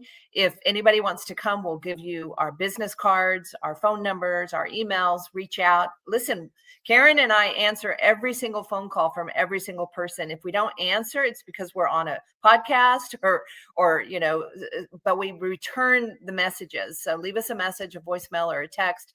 We will call you back. We will help you. We will not abandon you. We want to grow the grassroots in every area of the entire nation so that these books, which, by the way, Oklahoma is not unusual. Every one of these books is everywhere else also. Okay. So we haven't found a book here that we've never found it anywhere else. No, we find them everywhere. So this is sickening. We have to do better, but it's going to take the involvement of people who live here. And pastors. Invite your pastors. If you're listening and your pastor is not Paul Blair, invite your pastor, bring him. And so then again, tomorrow, if you can see this, I don't know, it seems a little small to me. Saturday. So there's tonight at 7:30, but then there's tomorrow starting at 7:30, there's breakfast. And then at 8:00, you guys will start and then power through until 1. And there are a whole bunch of people that are on this poster. Do you have some insight? Kind of give us an idea of what's going to happen tomorrow. Well, yes, Bonnie and Bonnie can jump in here. Sherry Conley, we're talking about the sexualization of our kids and are they safe, and specifically this battle. And some of us will address Oklahoma specifically. Bonnie is going to do some of her infamous or famous readings. We're going to have all the supplies. So the meat is on Friday or on Saturday. Tonight will be where I think it's a little more casual meet and greet, and they're going to have live music. It's going to be a lot of fun, a lot of just kind of interaction and not as formal. Where on Saturday, they brought in a whole slew of great speakers that will be speaking specifically to these issues. Bonnie, anything to add? Yes, so Colby Wiltsey and Shannon Ayers are part of Citizen Defending Freedom. Now, this group is so amazing. They're going to talk about legislation, but they're also, something so important about this group is if a pastor or a person, so they have defended me also, not in my Llano County lawsuit, but in my endeavors against the Llano School Board, my own personal school board in the small rural community that I live in. So they paid to have my case go all the way up to the Texas Education Agency. So Citizens Defending Freedom will defend you. They will literally defend you if you are pursuing righteousness and freedom. And so they will be there on a shared panel. They're amazing, highly recommended. I think Sherry Connolly, you guys all know her better than we do, but I think her aspect is mostly about the grooming and the sexual trafficking of kids and people. And so, by the way, there's lots of books about that encourage it and break down those barriers also. And so we are here to equip and to provide our knowledge, to share it with you, because we've been through the ringer a few times. And, they call us all kind of things. Book banner is just one. And I have no power to ban any book. You can still buy it by yourself with your own money anywhere you want. That was one of the great things about the Llano County ruling from the Fifth Circuit. They specifically said, if you go to a library that does not have a book you want, you can buy it with your own money. And they listed like 5 places that you could go buy it. So listen, it's common sense, which of course we know is not so common anymore, but we will help. We're here to help. Poor Sherry, she's been commenting on Rumble, and for whatever reason, it has not been coming up in our live chat because Rumble is just that way. So I'm sorry, Sherry. It is not as though I was trying to ignore you. Rumble. I want to say one. People think this is hyperbole when we call it or that we're grooming, preparing the kids for sex traffickers. Her experience with sex trafficking, she can make that case. It's not hyperbole when we say grooming or we're prepping them for the sex trafficker. She can tie together why some of these themes fall under the sex trafficking realm. And I think that is going to be really important, because people think, sex trafficking, everyone's against. Well, if we can tie these books to prepping for the sex trafficker, I'm going to get a much broader audience being offended by these books when they see the tie to grooming our children. And I will tell you that Barry Newfield also, amazing history, amazing story. And he was a parole officer in Canada. And then when he retired, he ran for school board. And he also has a very compelling argument about how these books are actually so detrimental because they do lead into sex trafficking, grooming, sex assaults on kids. And we know that it's just common sense again. But I think it is well worth it to come. I also need to tell you that we had a donor come in and pay for a whole bunch of people. So if the $20 is a problem for you, please come anyway. You are welcome. You're paid for by a generous donor. So come in, and that includes dinner and breakfast, and come join us. We did have a question. Salome asked if special needs will be addressed. I don't know if that's something that you're gonna, is there I don't know what kind if of special needs can you I think, well, she has a special needs grandson that she cares for. And so I think so children should not be brought to this event. I think she just meant, is there anything in special needs on this topic that's germane? A lot of the books, and even Positive Prevention Plus has a curriculum for kids with special needs. They're targeted. They're targeted in these books, and I'll have to pull the titles. But how to have sex or sexual pleasure when you have special needs. So it is covered. I don't know. I'll try and pull some of the books that I'm talking about. That isn't a separate category, but I will say to that mom, we're happy. I think Bonnie and I, Sherry, everybody's happy to work with her and show her some of the stuff. Like Positive Prevention Plus has an entire sex ed curriculum for special needs that, again, teaches them how to pleasure themselves. Oh my goodness. I mean, okay. And she says, actually, schools are pushing the sexual agenda on special needs. And I do think it is that I think people need to understand that, because they, again, this is demonic. So they're going to go for the kids who don't have, the wherewithal that other kids might have to go, I'm not touching that stuff. That's nasty. Well, and the other thing that I did not mention, but I try to always remember to mention, is in Texas, at least, and also in Arizona, and probably here, but I haven't gone into the schools because Karen did all the hard work here. But most of these books are also written in Spanish. And so they do not want any kid to get away unscathed, y'all. No child left behind. No child left behind. We want them all sexualized. Yeah. Well, ladies, we so enjoyed. I mean, is there anything else before we pop off of here for today? You guys have just done I was going to say you've done a phenomenal job, but it was gross and it's so uncomfortable to talk about. So, but thank you so much for being here today. And don't forget, I mean, we'll put your websites up so that people can see where to go to get more information and help. But make sure that you go to Liberty Church tonight at 7:30, and then again tomorrow morning at 7:30 in the morning to 1 o'clock in the afternoon. And these lovely ladies will be there along with some other people speaking on the same topic, including our Sherry Connolly. So again, thank you so much for being with us. Absolutely. I do have one thing to leave you with, and it's the William Wilberforce quote. And I think this is really good for today. And I use this every time I speak, and it's, having heard all of this, you may choose to look the other way, but you can never again say that you did not know.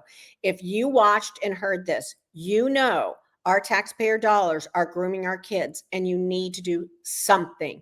The Lord will tell you what that something is. So please get engaged. He will equip you. I got a D- in 8th grade government. I now write policies and laws. So he will equip you. So don't, and if you don't publicly speak, none of that matters. God has a place for you for this time, just like it says in Esther 4:14. It may be prayer. It may be speaking up. Who knows? God knows. So you can't say you didn't know. You now all know they're sexualizing the kids in Oklahoma.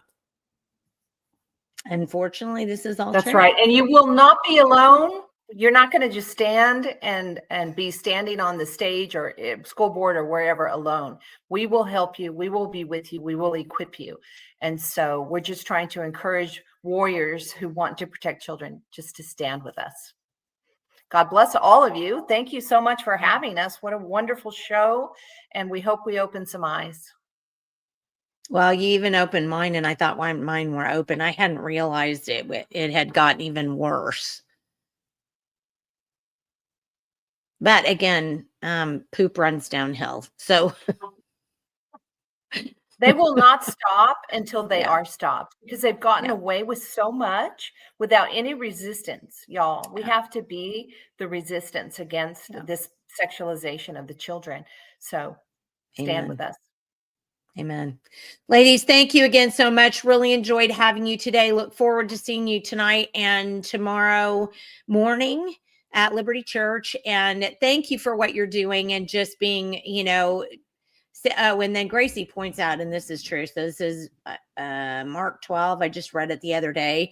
He said not to worry about what you'll say. He'll give you what you need to say when you need it. And that's very true. So thank you again, Karen and Bonnie. So glad to have you on, and so happy that you are, working on these things. And thank you. All right. God bless. And we will see you this weekend. All right. All righty. God bless. Bye-bye. They were phenomenal. Wow, And I honestly, I'll be honest, Michael, I didn't realize that it had gotten this bad because we stopped, working on that, after a while there and moved on to some other things. That was, I think, when we started working on the podcast, right, was when we dropped that. So that's another reason why we can't let them win this particular battle, because it's if they continue down this course, it's going to get exponentially worse in the coming years for all of these kids. It's going to move down even lower, into, instead of just having 1 or 2 of those elementary books, you're going to have 100.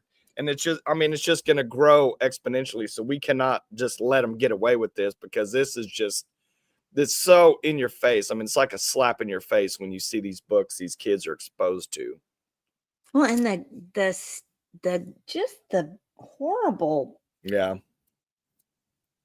I mean, I'm an adult and that was gross. I mean, honest to God. Yeah. Well, it's just nasty. It's there to ruin the family. Yeah. To ruin, what you think that a relationship should entail. I mean, it's 100% on purpose. And you said it's demonic. I mean, it literally is demonic. It is. I mean, I don't know how you get around that. And when you talk to people about this, because we've done this before, and they excuse it and make excuses for it, and then turn it around on you and say you're trying to ban books or you're the bad guy. And these people literally want that content in front of children. Yeah. I mean, these are sick people. These people they have what's considered a reprobate mind in the Bible. I mean, that's not normal under any set of circumstances. And I don't care that we have desensitized people to what normal is. Whether you believe it or not, there still is a normal in terms of human behavior, and this isn't it. Julia says, this is another huge reason to get OSSBA out of the school board training business, along with OEA, COSTA, Chamber of Commerce, Workforce, all of it, all of the education bureaucrats. Yes, it's, well, and you should, Julia, go look up the education conference. It's going to be in Oklahoma City on October 29th. I'm going to publish something about that hopefully soon. And the people that are going to that, it's like, wow. And I wasn't a huge Ryan Walters fan, as you well know. I just wanted him to be quiet and do his job instead of running his mouth all the time. But once he left, which is another thing, I don't understand why people aren't really angry about that. I mean, he signed on to do a whole, and then he leaves. And I think, I mean, he knew the fire he was going to come under. I mean, I do wish Ryan would have finished, the entirety of his position there. Yeah, because all he did was just open it up to these people to come in, our new appointed superintendent, whose middle names are Weepy and Kind. Yeah. And I voted for Ryan, and I voted for Ryan to go in there to be the tip of the spear, to take all that heat, to go under fire, to do all the things that he was, said he was going to do. But it bothers me when, you're under pressure. There's no doubt about it. Your family's getting barbecued, but that's the choice you make when you go into politics and you say you're going to do something. I mean, you know it. I know it. We all know it. I mean, but to resign, you've literally given the left, you've given all the protesters, you've given the teachers union, you've given all those people the gift that they have been trying to get this entire time. You literally just hand it to them on a plate. Yeah. I don't know why people give him a pass. I mean, I really honestly don't. And people, the other day I was on Facebook and people are sharing this video of him talking on some conference, and he, now he's in his new position. I'm like, why give the guy a stage? I mean, he basically said, out of here, peeps. you know, and took off. And I don't know. I didn't do me any solids, you know. I'm like, okay, Yeah. well, I mean, Well, you could have given him something for sticking it out. yeah. Well, But and like you've no. said multiple times, he's the guy that we the people put in there, you know, for us. I You know, voted for and him. to leave, that's leaving us. I mean, Yep. that's how I look at it. Yep. Yeah, but again, you still have these, you know, and that's the other thing that frustrates me. We have so many political sycophants. It's all about who the person is. Let's not look at what they're doing. It's who the person is. It's about the person, not the policies. And we have tons of them. When I criticize Trump, I get more people on my page. Well, that's not true. He's doing this because he's, you know, and I just get read the riot act. How dare you? Oh, well, I can tell you how I dare. I just did it. I'm going to criticize it. I don't, the only person in the world that I have that I'm willing to stand up for 100% of the time is Jesus. That's it. Yeah. That's it. If you're not going to do the right thing, I don't care who you are, I will criticize you. And it just drives me crazy. Well, Trump didn't mean that. He meant this, and QAnon says blah. And I'm like, stop it.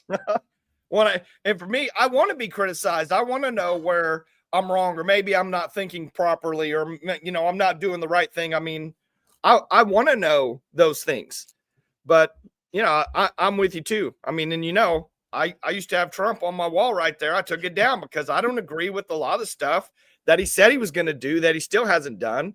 And I don't want to get on tirade about that with today's show, but you know, well, but yeah, I think you and I have, if we, I mean, we voted for him, you know, but if he's not doing certain things, and the worst ones are, you know, campaign promises. I hate that. If you're going to go out and stomp and tell people you're going to do this and this and this, but then you're not going to, you better come out and say, here's what's going on. I can't do this because of blah. He comes out and scolds us and goes, well, you don't care about that. We're not going to talk about the Epstein file. So get off it. Yeah. Well, you can't do that to me. I'm not 5. You can't talk to me that way. So, I mean, I guess that's what bothers me. And it's like that whole thing with the video of him on Air Force One, just slamming that reporter because she was talking about why Argentinian beef and why can't you put more, you know, help into American beef producers, which is blown up all over the place. And he talks to her like she's a moron. And, you know, you're like, how am I supposed to defend that?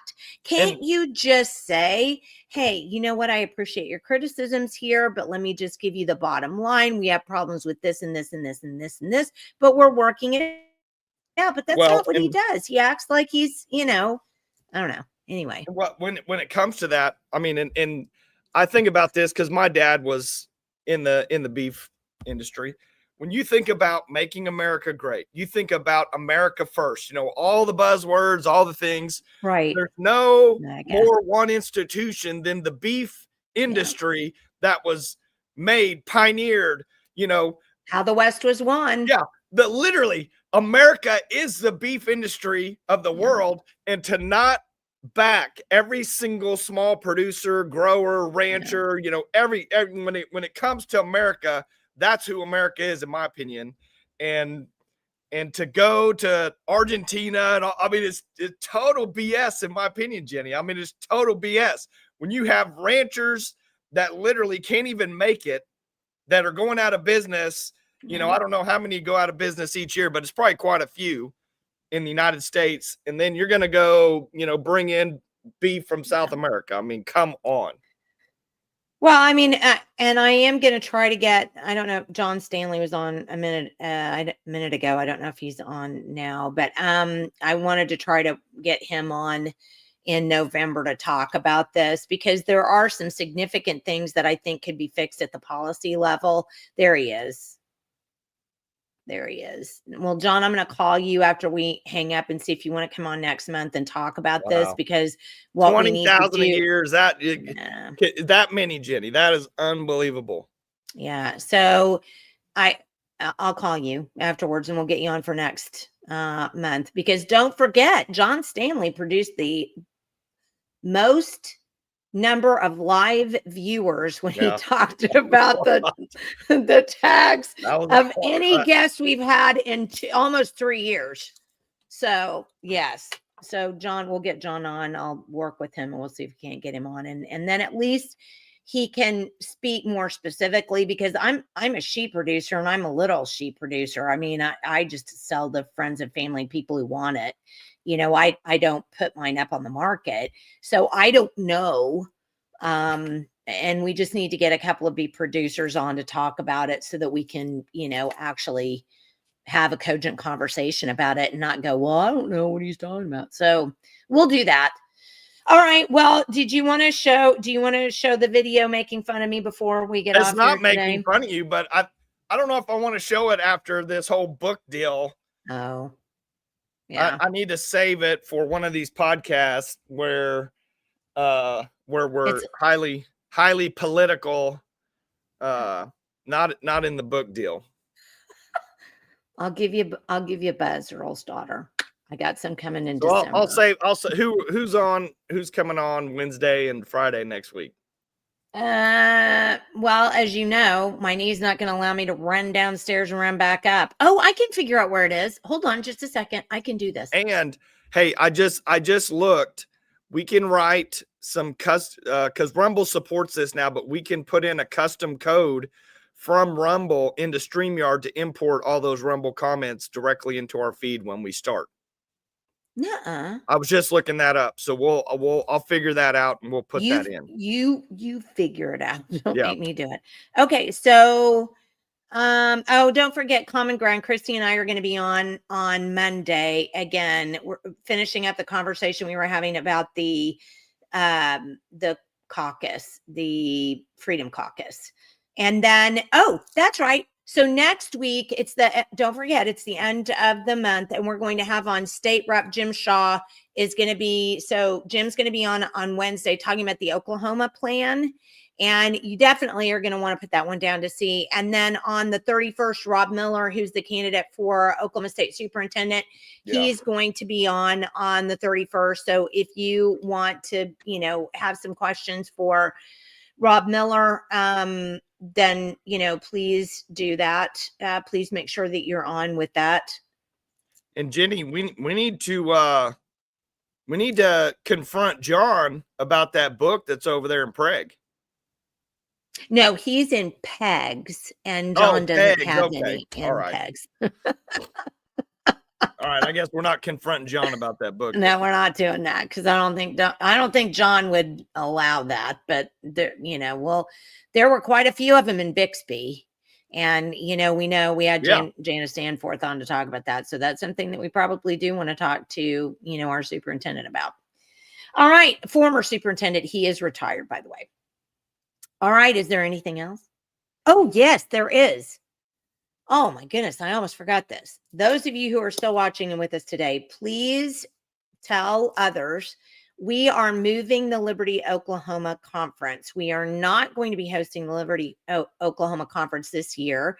It was going to be November 13th through the 15th. We're going to move it, and I'll put out as much as I can get done this weekend. I'll put out new media so that we've got a chance to get people onto that.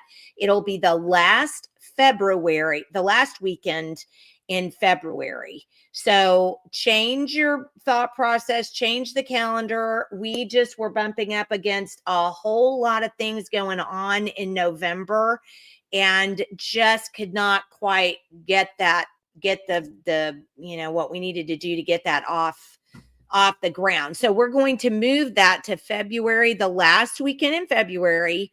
So please make sure you add that to your calendar. I'm going to go ahead and run our sponsorship because we do still have sponsors for the conference. And we do want to make sure that people are aware of that, but we will be moving it to the last weekend in February. All right. Anything before we get off of here? That's it. All right. Everybody have a great weekend. I know it's going to rain today and part of tomorrow. But after that, it's going to turn into a little more like fall. Yeah. Go to that conference in the morning. If absolutely anything, at least tomorrow morning. Absolutely. So Liberty Church, 2200 Sooner Road in Edmond. Be there tonight at 7:30, and then tomorrow at 7:30 in the morning for breakfast, and they'll be there through 1. So thanks for joining us. We really appreciate you being with us, and we'll see you again on Monday for On Common Ground, and then also Wednesday and Friday with Representative Jim Shaw and former Bixby Superintendent and candidate for State Superintendent Rob Miller. Blessings. Have a great weekend.